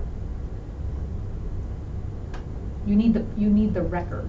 You need the permanent record that you Yeah. can prove to say that it was Yeah. sunny out on this day, or it was stormy out on this day, And, or yeah, whatever. so and it's you're not just They that, crossed it's the line just coming at multiple me. claims from individuals all So you're more. over you're- the place. you're My gonna be- windows broke, my vehicle was Yeah. damaged, this was. So you're gonna be more successful in fighting these claims. Mhm. If there was like an ice issue, for example, I have no record. Usually you have a computer in the truck that'll tell you how many tons you put out on a certain day. We don't even have that record. So without the data that this would provide us, we can't even prove that we were out sanding today. Okay.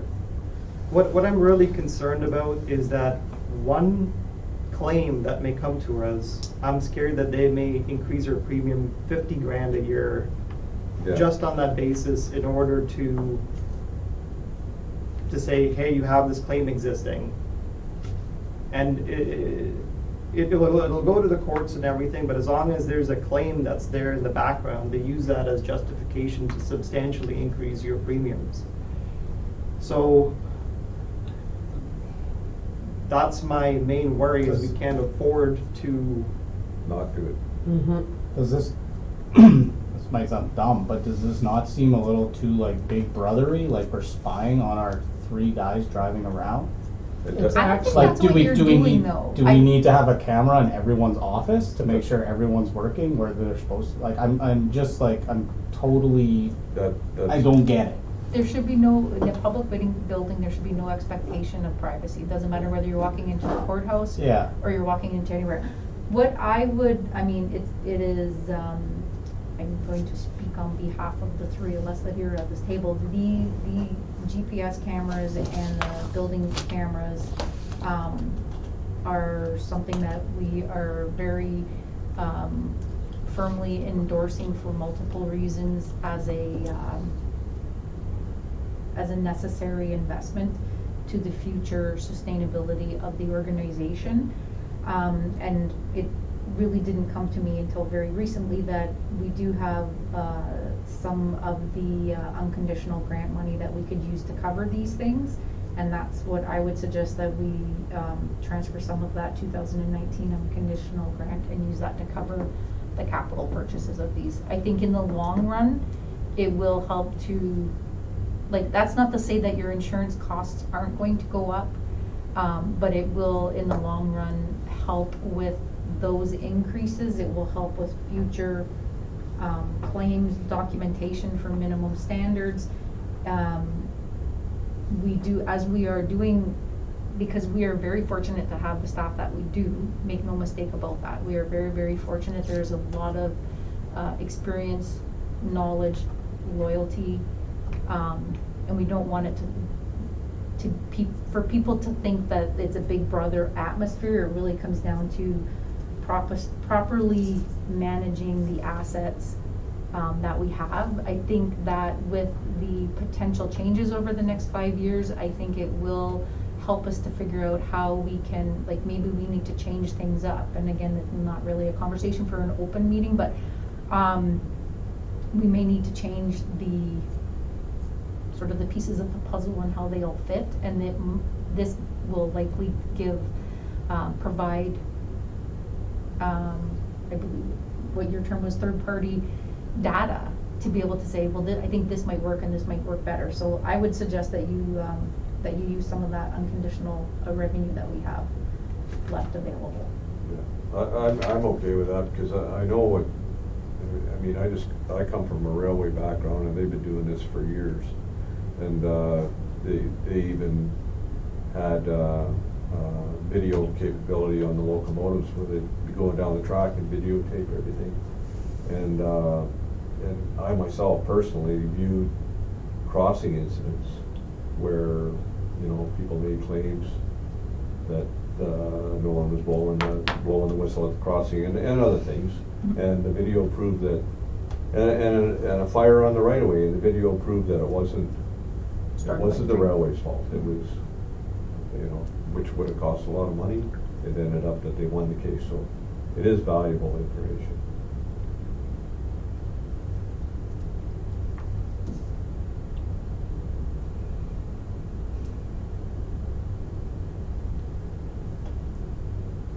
If we're worried about the cost of it, I know White River is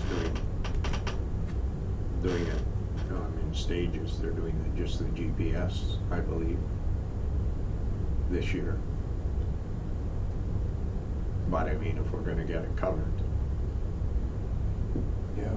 I think that's just the new world order. Without data, you're lost. Or it's expensive.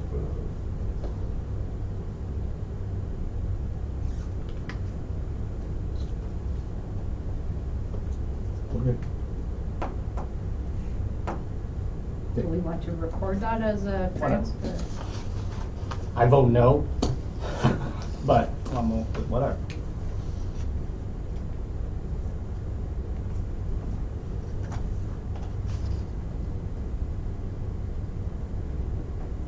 Okay, anybody got anything else on the capital? Yeah, I had a question about the Community Hall Arena floor machine. What is that?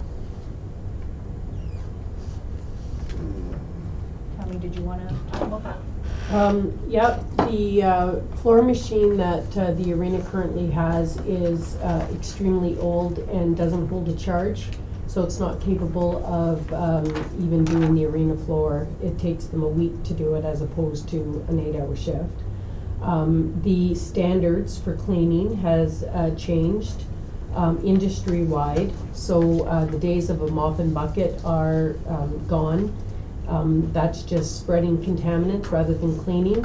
So with the floor machines, that is the industry standard that they recommend everyone go to. Unfortunately, the one that we do have at the arena is old and past its lifespan, so that one definitely needs to be replaced. And the one that I propose for the municipal complex here is a much smaller machine, but still meets the standards set out by the province. Is it like that riding Zamboni thing? It'll Like be, they have in the schools? yeah, much smaller, Okay. but yes, Okay. similar too. So it's going to be much more efficient. It can be used for the arena floor, the arena halls, the community hall floor and halls. It just keeps everything much more sanitary and much more efficient. You can do the cleaning in like half the time or less. Is it like easily transferable from place to place, or? That ride-on can go between the arena and rec complex without any issue. I wouldn't recommend bringing it over here on a regular basis. No. So it's something you have to do. Yes.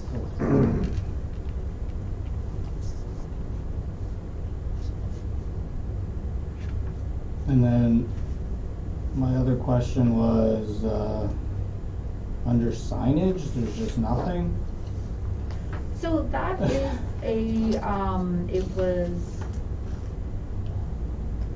Like, is that talking like signage for like It is advertising our Discovery Center? and no. Like, what is it? No, that was,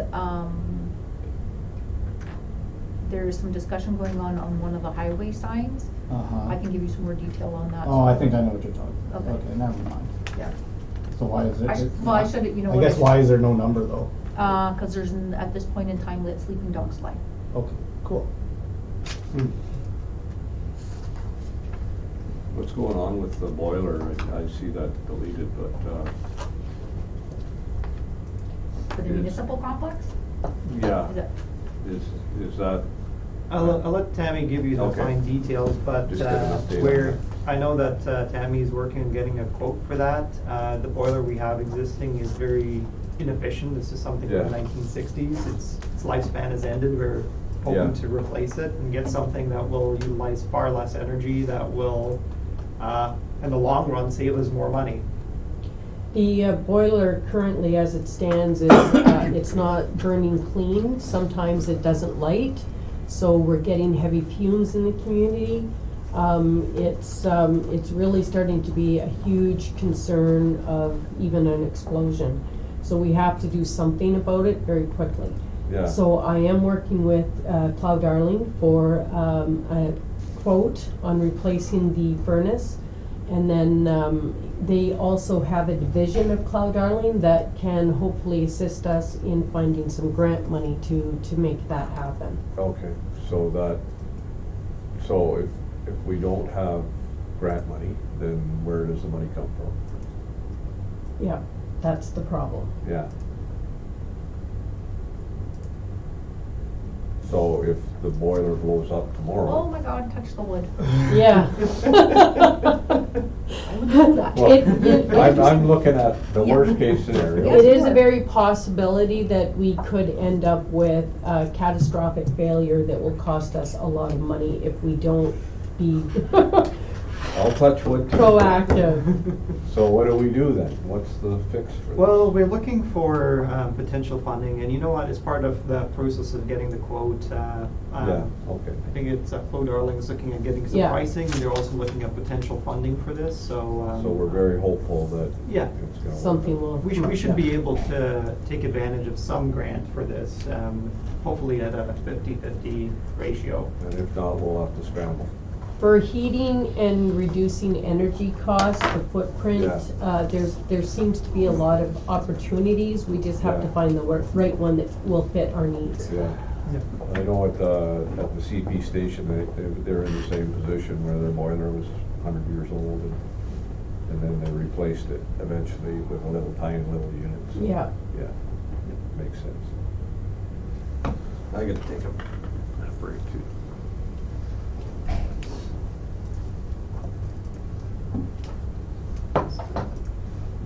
Okay, we guess we'll take a break.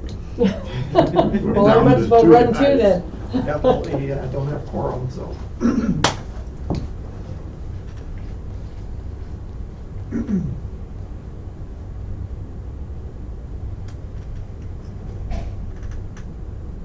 I'm sure we utilize Pardon me? Recessed it, or no? It's still going on, but if I do pause it and restart it, it's a bit slow. Might lose the connection too. I'm surprised it stayed on. Accessibility doors, how much did we end up allocating there so far? We've not spent any money. We spent some. Some. But we're saying that the difference from, like, that was a project that was approved in Previous years, 21, yeah. but we didn't. Yep. Yeah, didn't we spend like 13 or something for 8? Yeah, we spent something, I thought. We spent like 8 something. So far, yes. So far. Correct, yeah. Yeah. I'll check with her when she comes. So when it says CH, that's this building? Community hall, Or the, community hall, okay. yep. MC is municipal Yeah, complex. no, yeah. Yeah. And if So it's the- medical center, it's so- MED. I mean, the entrance doors, that's not part of the accessibility thing? It is part of the accessibility. So why is it a separate item?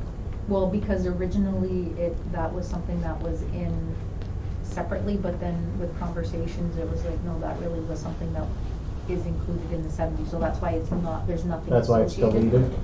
Well, that's why there's nothing in that one column, Yeah, no, it says entrance doors and then it's deleted Yeah. $7,000. 'Cause it's all in Because that it's in that top. 70, okay. yeah. That's what I was wondering. I thought maybe we needed to buy new doors or something like that. Okay.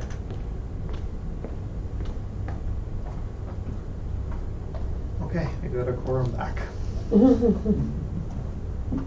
I just have one more question. The wall repair, I know we were like all hot to do it for 3 months it seems, and now it's just kind of disappeared. So is it fixed, or is it No, are we destroying our building slowly by not fixing it? Or, cause it seemed like such an urgent thing for like Yeah. 3 months, like we gotta do this, and then it just disappeared. It turned out that those bricks were more or less sort of like a veneer, like they weren't structurally. So it was just an appearance thing. Yes. Yeah, it's Everything cosmetic. behind it is okay. Yes. Oh. Well, it's, what it was is a decor brick on top of Yeah, the yeah, brick. on top of brick. I would still love to see the cracks patched up, whether they're For patched show, up yeah. with mortar, or whether they're Yeah. patched up with just caulking so the water doesn't get behind them. Okay, so so I guess my question is. It's not a structure thing. Okay, so then my question is, do we even need to have this ever talked about again? Like, do we Yes. need to see this $22,000 ever again?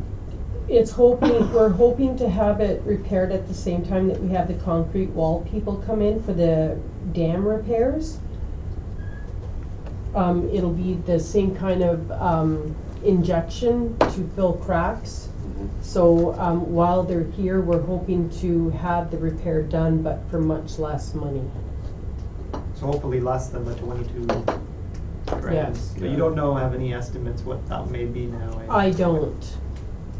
Is that dam gonna be repaired this year? I'm in talks with them, trying to get them, get a schedule together with them.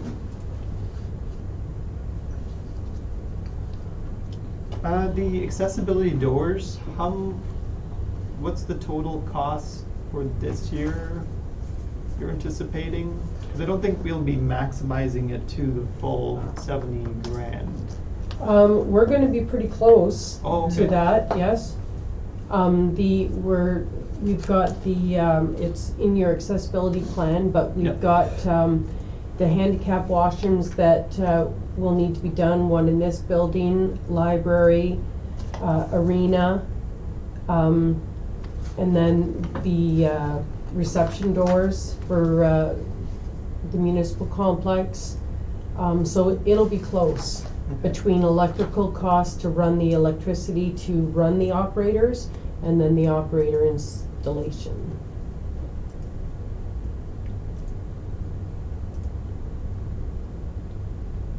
And again, that's just about meeting standards.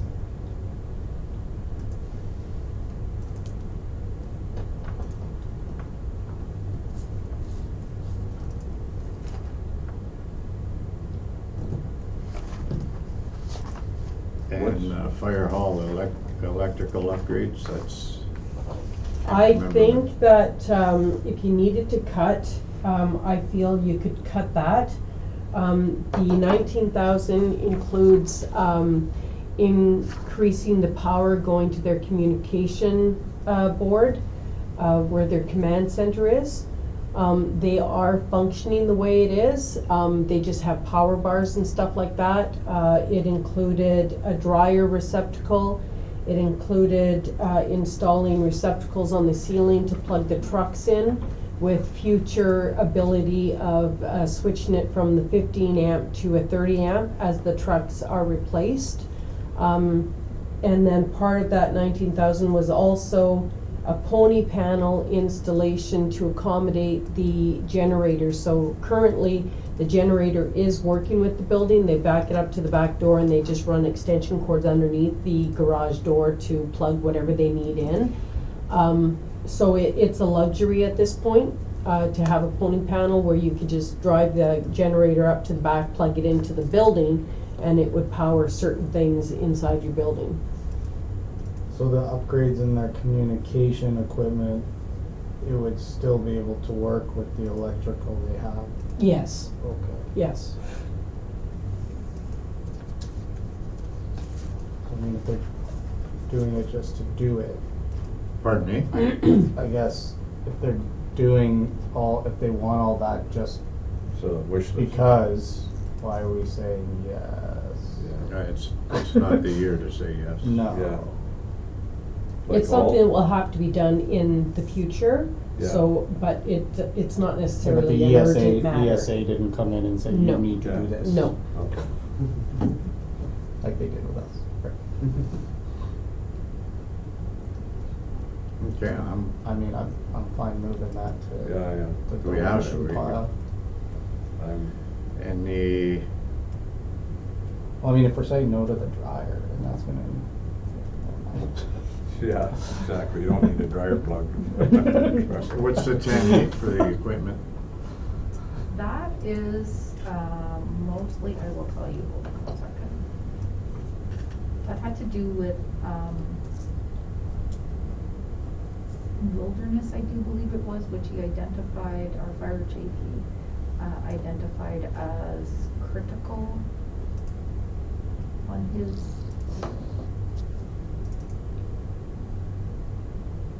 list.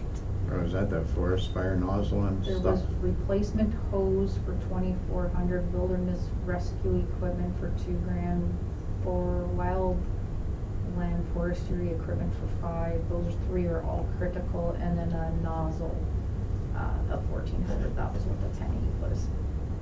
So that's the 10H you're talking about there. Yeah.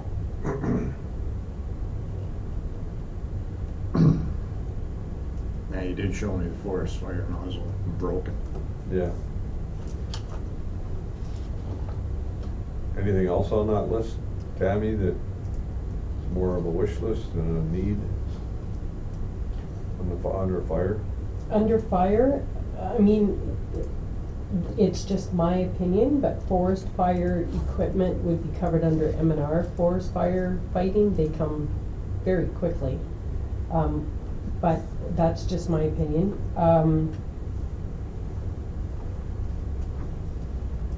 The rest is really under fire.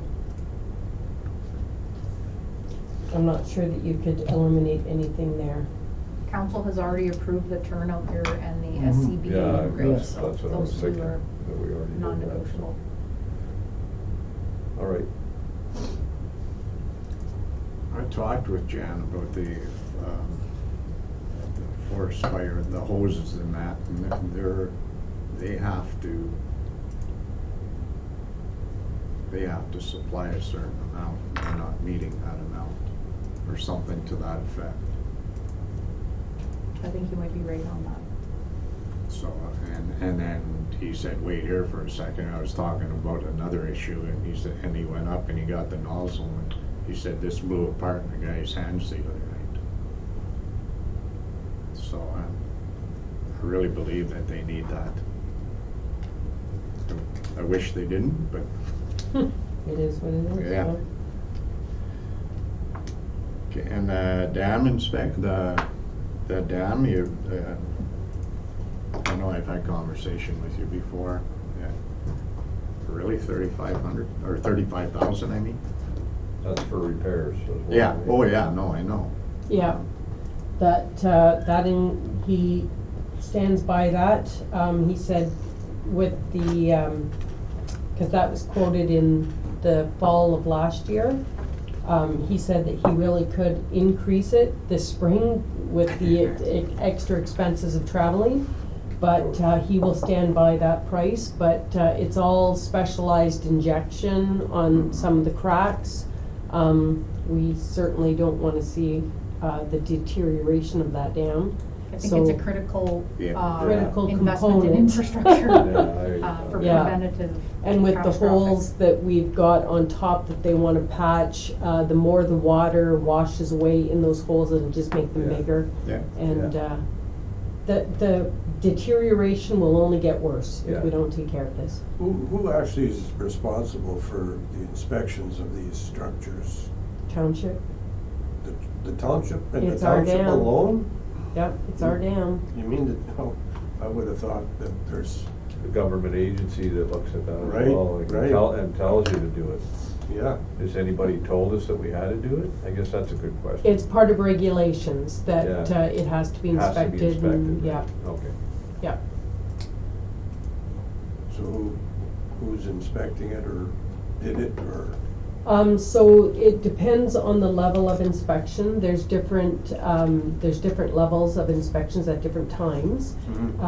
But the most thorough inspection would be having divers come in and going down and inspecting the inside of the dam and the screens and the valves and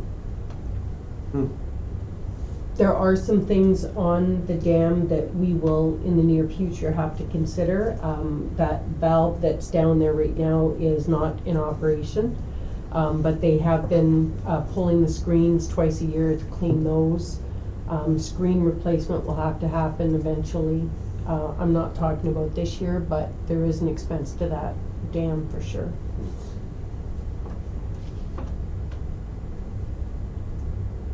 The crane for lifting the screens is also compromised, like it's aged is all it is. But we're making do with what we have for now. So what are we down to now, Marlene? You're down to 4.9. Okay, I got another one here. The wastewater, the building upgrades, the 200,000. That is, I haven't Phase got, one? yeah, I haven't got confirmation from the OCAF parties, but it meets the criteria, so I'm hoping that I can get the OCAF funding to allocate it, those wastewater treatment plant upgrades, electrical upgrades. okay, but, yeah. But the 200 is phase one. Yes. Remember we Yeah. broke it down Yeah, into roughly. four, I think it was four Yeah. phases? Yeah, We're still in phase one. yeah, Yeah. Yeah, you have it in the revenue, Yeah. yep, right? covered. Yeah.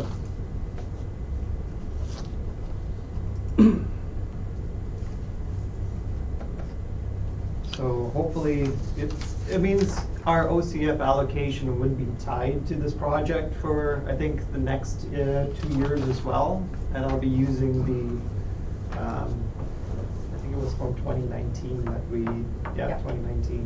From the 2019 allocation to the next few allocations as well, I'm probably And gonna the- tie to this project. So then that's the same with like this feasibility study, that's based on a grant? That one, What, which one are you The talking? ATF phase 6, phase 2. That's, Oh, yeah. that is like 100% funded, that is for the That's active happening, transportation and fund that's for the. happening. Yep. Yeah, okay. The security cameras, I know we kinda talked about the GPS, but I didn't, are they coming, that would be installed on the outside of those 4 buildings? Both inside and outside is my understanding, right? Yep, And then would they do it at the same time they come to do the other ones we just approved? different company. Oh. The security cameras can be installed by us. It's just a purchase. Oh, okay. And who monitors all them? It would all be fed into my office and Okay. monitored from there. I think I So then asked, what- Oh, go ahead, Doug. I thought I asked before about this Ontario street reline. Could you run that by me again? That is the water main that at each end of Ontario Street Right. that was never replaced with the original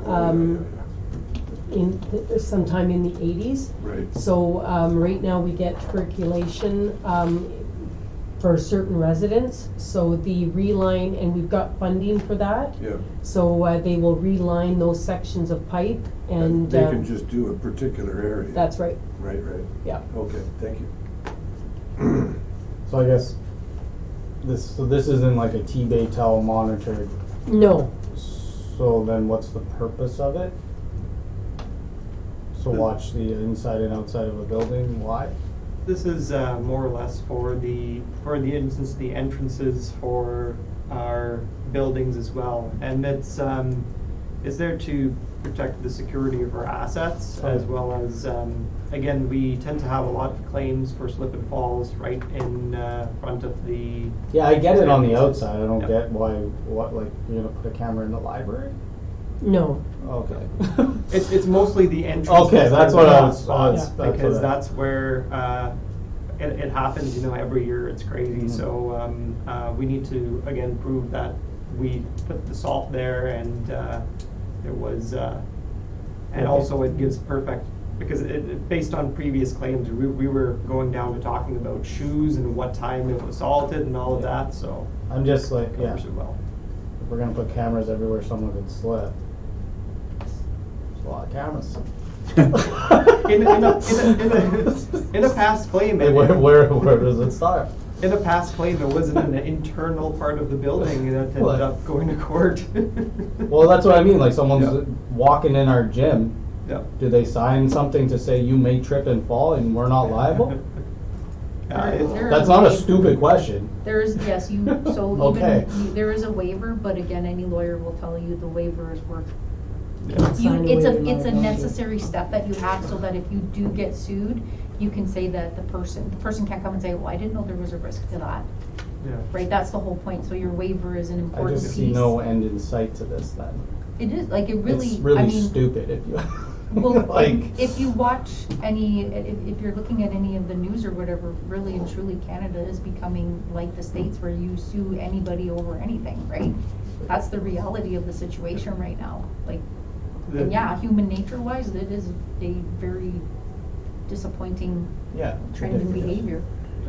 That just brings up a question about our busy areas downtown in the wintertime, like post office, the bank, wherever there's a lot of traffic. How do we protect against such trips and falls? Because I seen a lady go down one day right outside my truck. Yep. It was like, she was standing there and all of a sudden she disappeared.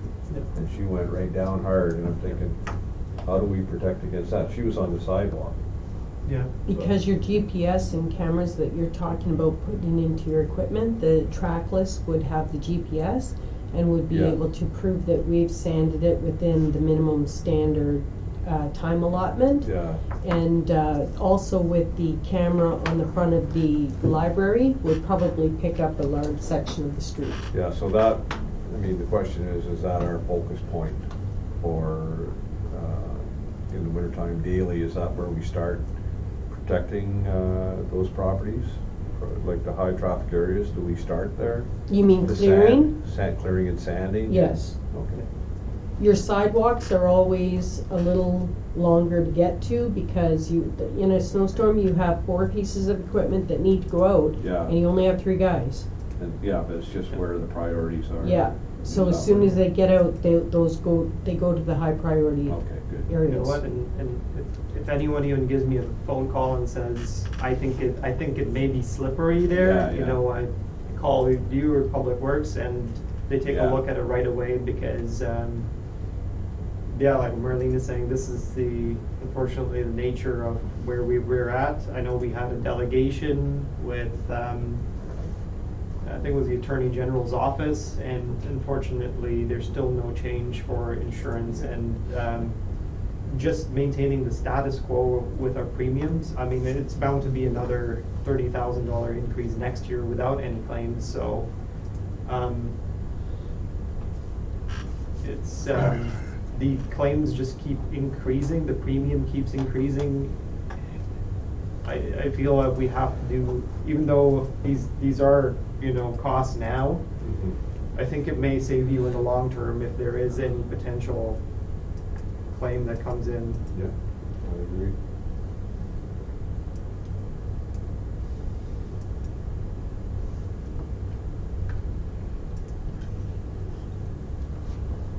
I guess. Did we decide on this swim raft? Like, do we wanna use our rec reserve for it? It's not like it, I don't, personally. Don't wanna do a vote on it? I would rather use the rec reserve money for something else, Well, more central to I was just Schreiber. gonna say, instead of using that for the raft, which I don't necessarily think Like what, it needs to be out there in the Mhm. first place, but you could, this reserves, like, I'm curious too, I mean, how much money can or could you or should you take out of reserves to keep this tax increase down? Is there a limit to that, you know? I mean, part of it could be what was gonna pay for this raft, but what else could you use? You know, what's in the reserve? So you could take out, if the dock, cause really it's a dock, right? Yeah. If that is not something that you wanted to spend it on and you were still looking, to go from your 4.9, you could just take that expense out of there and that $5,000 that's coming out could go towards your floor machine, for example, right? I just see that as, A better use of A funds. different benefit, yeah. well, yeah, or like, what if Heritage Days doesn't make lots of money and we ended up having this huge deficit? Not saying that's gonna happen, but I'd rather have that than a raft floating at White Sand. As a cushion to say, hey, you know, I agree. I can go along with that. Okay. nothing against White Sand. So we're taking both the revenue and the expense out? Yeah, that's what they decided. Okay, so we're still at the 4.9. Yeah. I just wanted to. I Yep, mean- okay, yep. Making sure my Unless checking is right. as a group you wanna use it to the floor, to use that $5,000 for the walk behind thing, like Marlene said, or would you rather just keep it in reserve? Keep it for now. Yeah, Keep it for I'm okay with that. I would keep it too, because at the end of the day, your committees, your rec committee and Heritage Days, right, they have their own, pot of money in their reserve.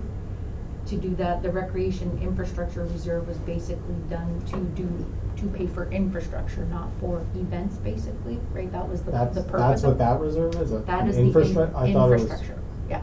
So there's a rec infrastructure and then a Rec committee. recreation type Yeah. of, okay. Yeah, so. Very good.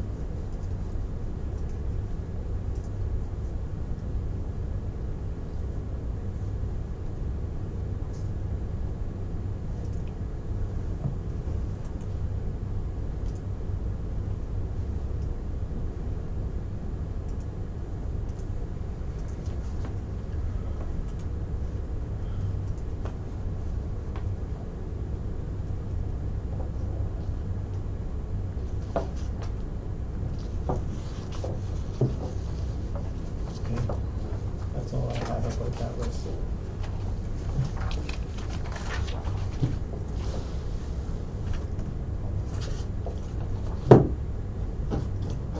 I don't think we're there yet. What are you looking at now? Oh, here's a good question for you, Dan, and others, but under planning and development there, Where are you looking at? expenses. Oh, okay, in capital? I don't know, this. Down here, eh?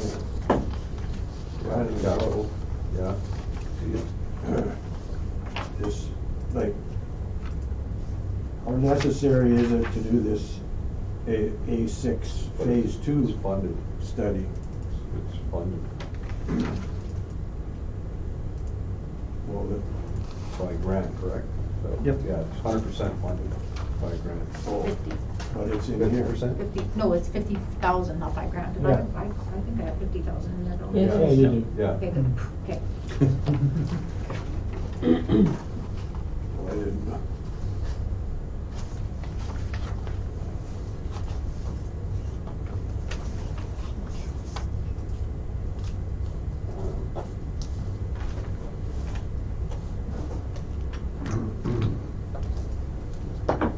So as it's presented with 4.9, what would the monthly increase be to the average? On $100,000 of assessment, it would be $19 a month, $223 roughly a year. And on a 50,000, then it would be half of that. That puts the mill rate less than, obviously, 0.05, correct? Yeah. We're still in the point. 0.0476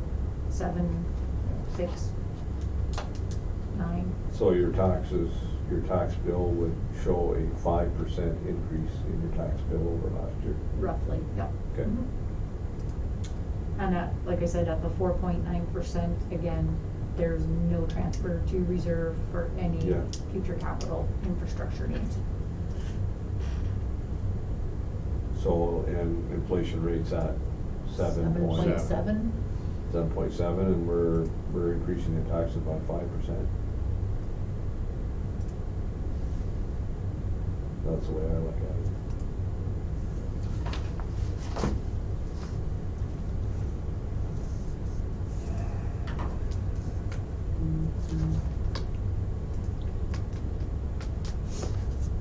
Yeah. I still think we gotta have the conversation about how we run the arena. Yeah, no, absolutely, I think that's a good idea. I mean, We need to sit down. this day and age and. Yeah, that is a huge The expense. situation and everything, I don't want to worry anybody, I'm not talking about cutting jobs or anything, it's just, we gotta have a conversation. And if you're worried, or if you're thinking about it, you probably have more insight than any of us. And, so I agree. What's going on is the cost just to have your status quo, not even adding anything, Yeah. is becoming crazy. I mean, It just, part of that, again, insurance costs Yeah. has gone up substantially each year. I can't imagine what it's gonna go to next year as well. if we can't even get FOS. And when we can't get FOS, that means that our full-time is getting lots of overtime. Yeah. And you can't operate, you can't keep operating like that. You can't. Not without your user fees going up, or It's harder to get for it's anybody. just, don't make sense. We're just digging ourselves deeper. Yeah. So I think we have to come back and, So that's not gonna change a budget line though. It's not going to impact your budget right now, and I mean, my suggestion would be that you take a look at, if you're going to do, obviously it would be an in-camera, meeting, and it may be one that you want to schedule like a separate meeting, just a special meeting, just to discuss, strategy. Internal 'Cause they're operations. like an internal strategy, I don't think that's a bad because idea.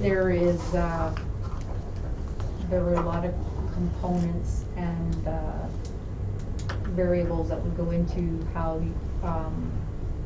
you're basically going to reorganize. Cause that's really what you're doing, is reorganizing, right? And well, there's impacts in there, so. You would notice it budget-wise, if we had a meeting and things operated better, you would notice a savings next year. In terms of like, as a line item that we Go spend. for, and a Yeah. go forward situation, yeah. So I think it's a very beneficial conversation to be had, Yes. sooner than later. oh, Yeah. so do I. Yeah.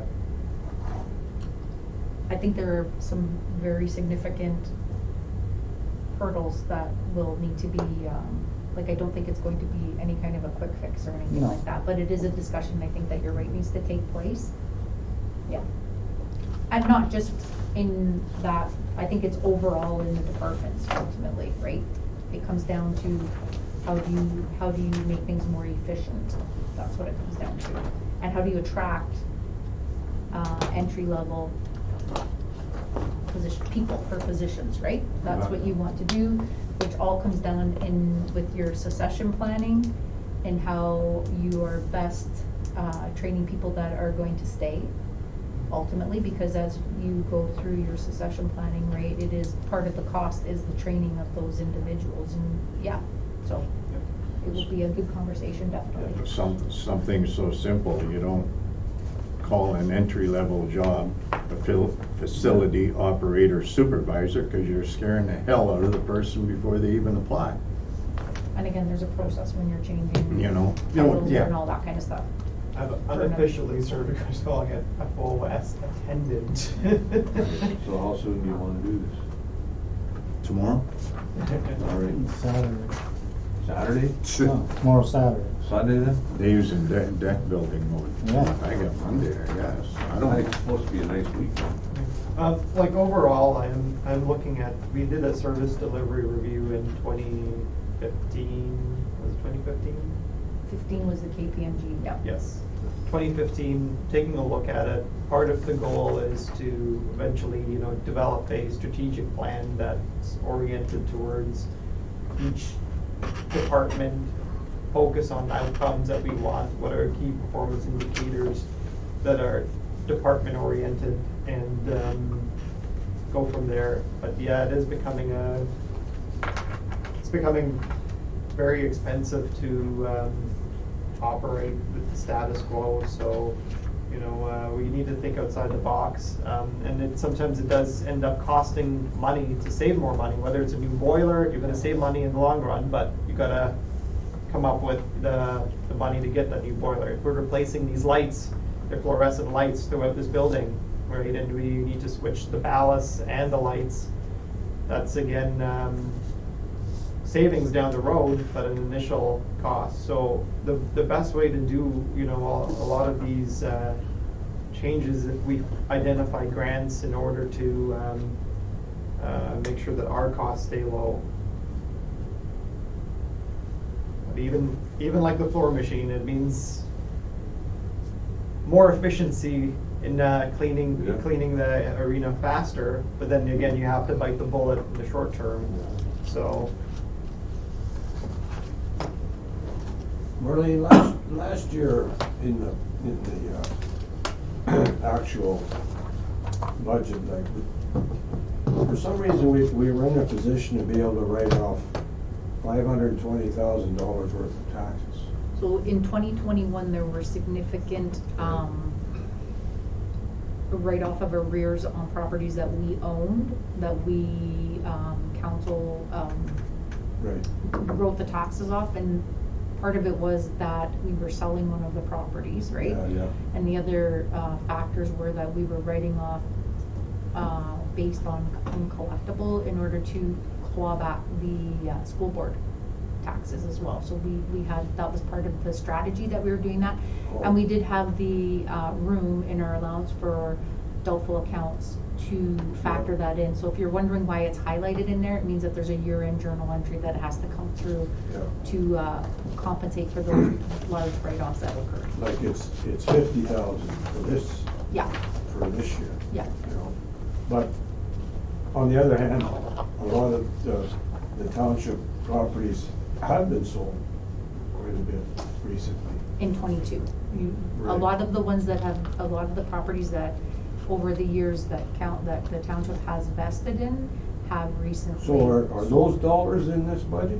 Yes, so the revenue from those sales are in your administration tab, They are. under other revenues. That has Okay. been taken into consideration. Yeah. All But right. of course, the revenue does not, But there's come more close to to come that. too, right? In a sense. potentially, yeah. We hope. Yeah. And hopefully, yeah, like tax revenue next year, Mhm. hopefully. You should see a difference in, so where this year you were starting off 2022 in a deficit by the $11,741 because of the changes in the class changes for the properties that were classed as exempt will change throughout the 2022 year to being, whether it's residential or commercial or whatever it is, so you will see that.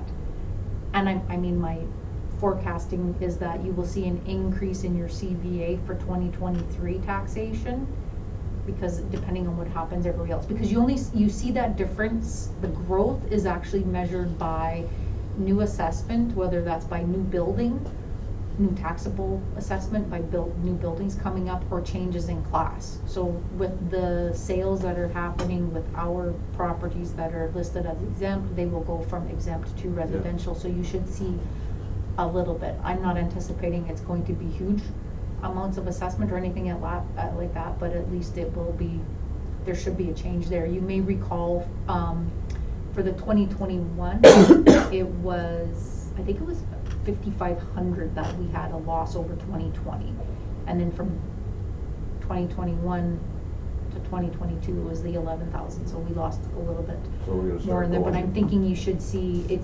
It should be pretty either equitable, depending. I don't think we have too many demolitions or anything like that are going on in that are in there. So we'll go the other way. Yeah, nothing extravagant. And there's no, where everyone says, oh, we need to have a new role, we need to have a new role. Like, we need to have new, what is it called, not the destination point, oh my God, it's escaping me right now. But when MPAC, they haven't presented a new role, new valuation date, right? What that will do when pure growth isn't gonna change, is what changes how you start out on a levy increase. The change in the assessment, with a new role based on the sales that have happened in that 4 years, changes the distribution Yeah, makes it amongst, fair. amongst people, right? But it doesn't change the No. amount that you have to spend in your budget, kind of thing. So, yeah, But if they do their job right, it should be fair. correct. Yeah. Okay. The fairest would be is if they did it every year, but never mind a 4 year, or people, if you're gonna pick one point in time, then guess what? If you get to have your reduction based on this point in time in the first year, you also have your increase in the first year and you pay it over the next, instead of putting it out, but, yeah. Your goal is to reflect market value. The moment Yeah. you see a deviation from that, right, then obviously, you know, Yeah. there's something strange going on. So I guess Sure. the question is, is it the, direction of council to bring forward the 2022 budget at the 4.9, or are you there, or? Keep in mind, it was 3.7 that you were starting out with without, Without your collective bargaining unit increase and your fuel increases. So really, if you look at that, if you do 4.9 and you take the 3.7 you're only really increasing 1.2. You're not, again, you're not putting anything through to for future needs, and you aren't accounting for your collective bargaining unit increases or anything like that, but And that was what, 2%? 2% to the hourly wage, which doesn't Yeah. include your employer benefits, right? Yeah. Well, Does that leave next year's people sitting here with a potential of 12% being recommended instead of 10? That is what, that is, I just don't wanna- that is the reality, right? Yeah, I just That is the don't- reality over the years, right? Yeah. It is a snowball effect that happens. Yeah. Again, right, the recommendation was 10%, so.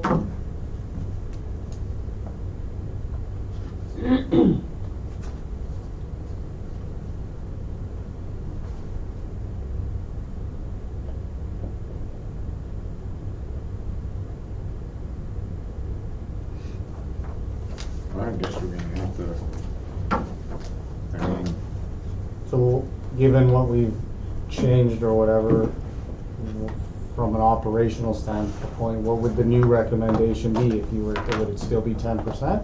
Or would it be 8.3%, or? you're saying if you're including amortization? No, I'm talking about like, you came with the recommendation of a 10% levy increase. The paper said 7 point whatever, we made changes to what was on the paper, would you still say we need to do it 10%? I would say, you know, if you were gonna, you would, so you're at 4.9, if you go with the 2015 service delivery review at the 2% for capital contribution, right, you're looking at 6.9. If you go with the most recent asset management plan, you're looking at 3%, which would be 7.9. Well, we never listen to those things, so. And at the end of the day, right, so the responsibility is for your management team to identify what is there, right? We're not the only municipality that has an infrastructure deficit, right? That's the reality of it, but is making decisions, you guys are making decisions based on the most up-to-date information that's available, right? A lot of the maintenance, building structure, you know, the infrastructure is aging and it's not been well maintained in the past, and you're going to have some big expenses coming your way. Just to Yeah. consider, you know, I'm not saying this year, but there's a lot that's been ignored. And because of the gap, the only way to fill it is with grants, and Yeah. that means if something fails, you know, and Yeah. we can't wait for a grant, you're gonna have to do it, Mhm. So- and you're gonna borrow. So if we don't start transferring to those 2% here, 2% there, we don't do it this year, then we're gonna have to do it at some point, right? Yeah. So I when, think- so how will it hurt us if we don't do it this year? It's like Nathan is saying, is when we touched wood on there, and again, I'm Yeah, you know, we'll not do it gonna again. do it again. Like, that's the whole thing, is if you Yeah, have something I'll- catastrophic, right, but it comes down to, I would say that, again, if I'm a very conservative individual by nature. So it's like having the conversation about the dam. You need to put the 30, like, as you're doing, you need to do the 35,000 to make Right. sure that your staff, because that would be a catastrophic, right? Yes. We do not want to be like BC was last year, right? That's not where where their levies failed and all that kind of stuff. Like, that's not where we wanna be, right? Yeah. And so, I look from a building, like our infrastructure building standpoint, and again, the second half of the asset management plan that's being put together right now, crystal ball view, looking at the future, I think we're gonna find out that we're not in as bad a shape as what the current condition assessments are, because that's what we're working on right now. And I think we're fortunate. I mean, you look at the HVAC and stuff like that, that seems to be where the issues are right now, but we've also identified that we are getting onto a regular maintenance routine, which in the end is going to save you money. If you do your regular maintenance, you put synthetic oil in your car instead of whatever, again, what, right, in the long term, it's going to be better. So it might cost you a little bit in maintenance, $20 extra for your oil change or whatever, but whatever, right? I think that, again, it's our job to identify that there isn't anything going into the reserve, but I think also we've identified that again, your succession planning right now is the biggest thing. That is your short-term, put the fire out kind of thing, like that's where you are right now, and becoming a more efficient Yeah. operation. And that's not to say that we're not right now, please, the general public, people that are listening, everyone here, we're not saying that, that we're not efficient. It's just to say that everybody should always be trying to improve. It's That, continuous right? improvement. That's Yeah. the thing, and getting, the suggestions, like we have our seasoned, staff, and we have new people, like there's good in listening to new people too, right? That's the whole thing, and establishing the dialogue there to say, okay, what do you see? How do you see things doing? And I think that that's an important activity that we have to do.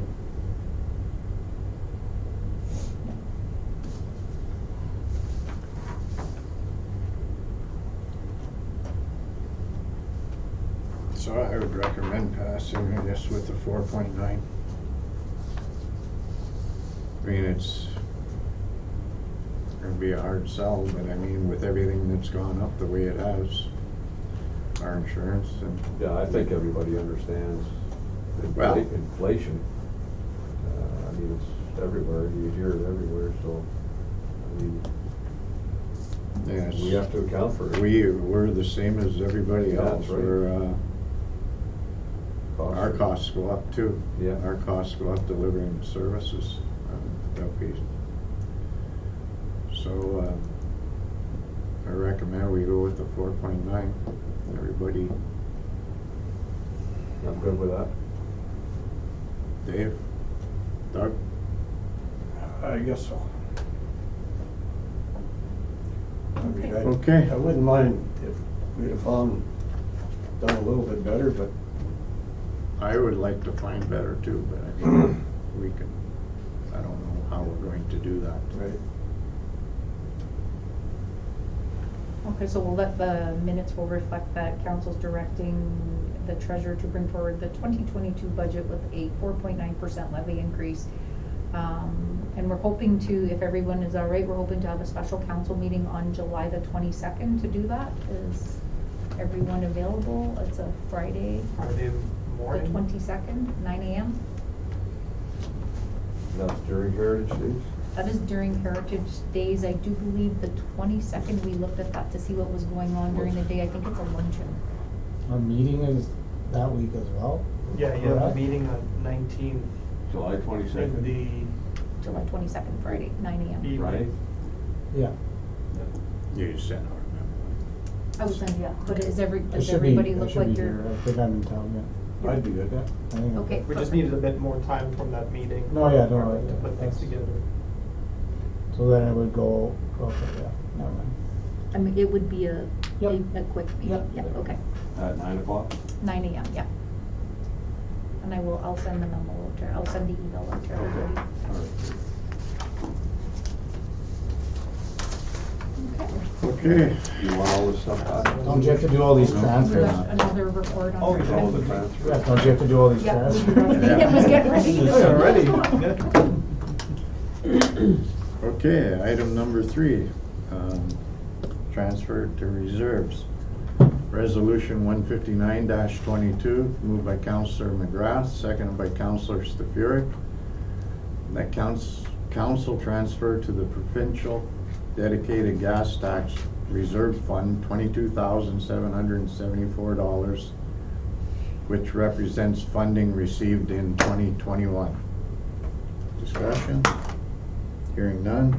All those in favor? Carried. Where are you going? I'm ready. That was a lot.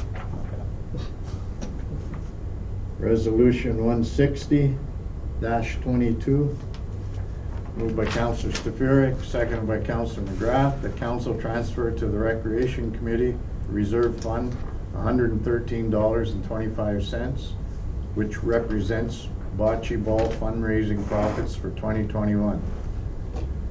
All those in favor? Carried.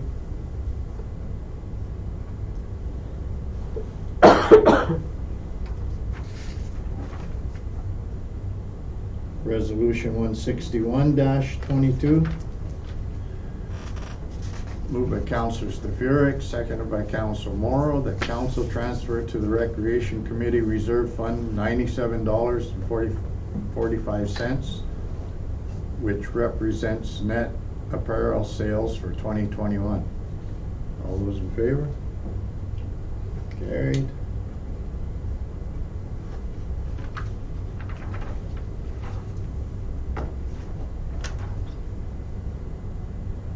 Resolution 162-22, moved by Councillor McGrath, seconded by Councillor Morrow. The council transfer from the Recreation Committee Reserve Fund $945.22, which represents the 2021 Winter Carnival loss. All those in favor? Carried.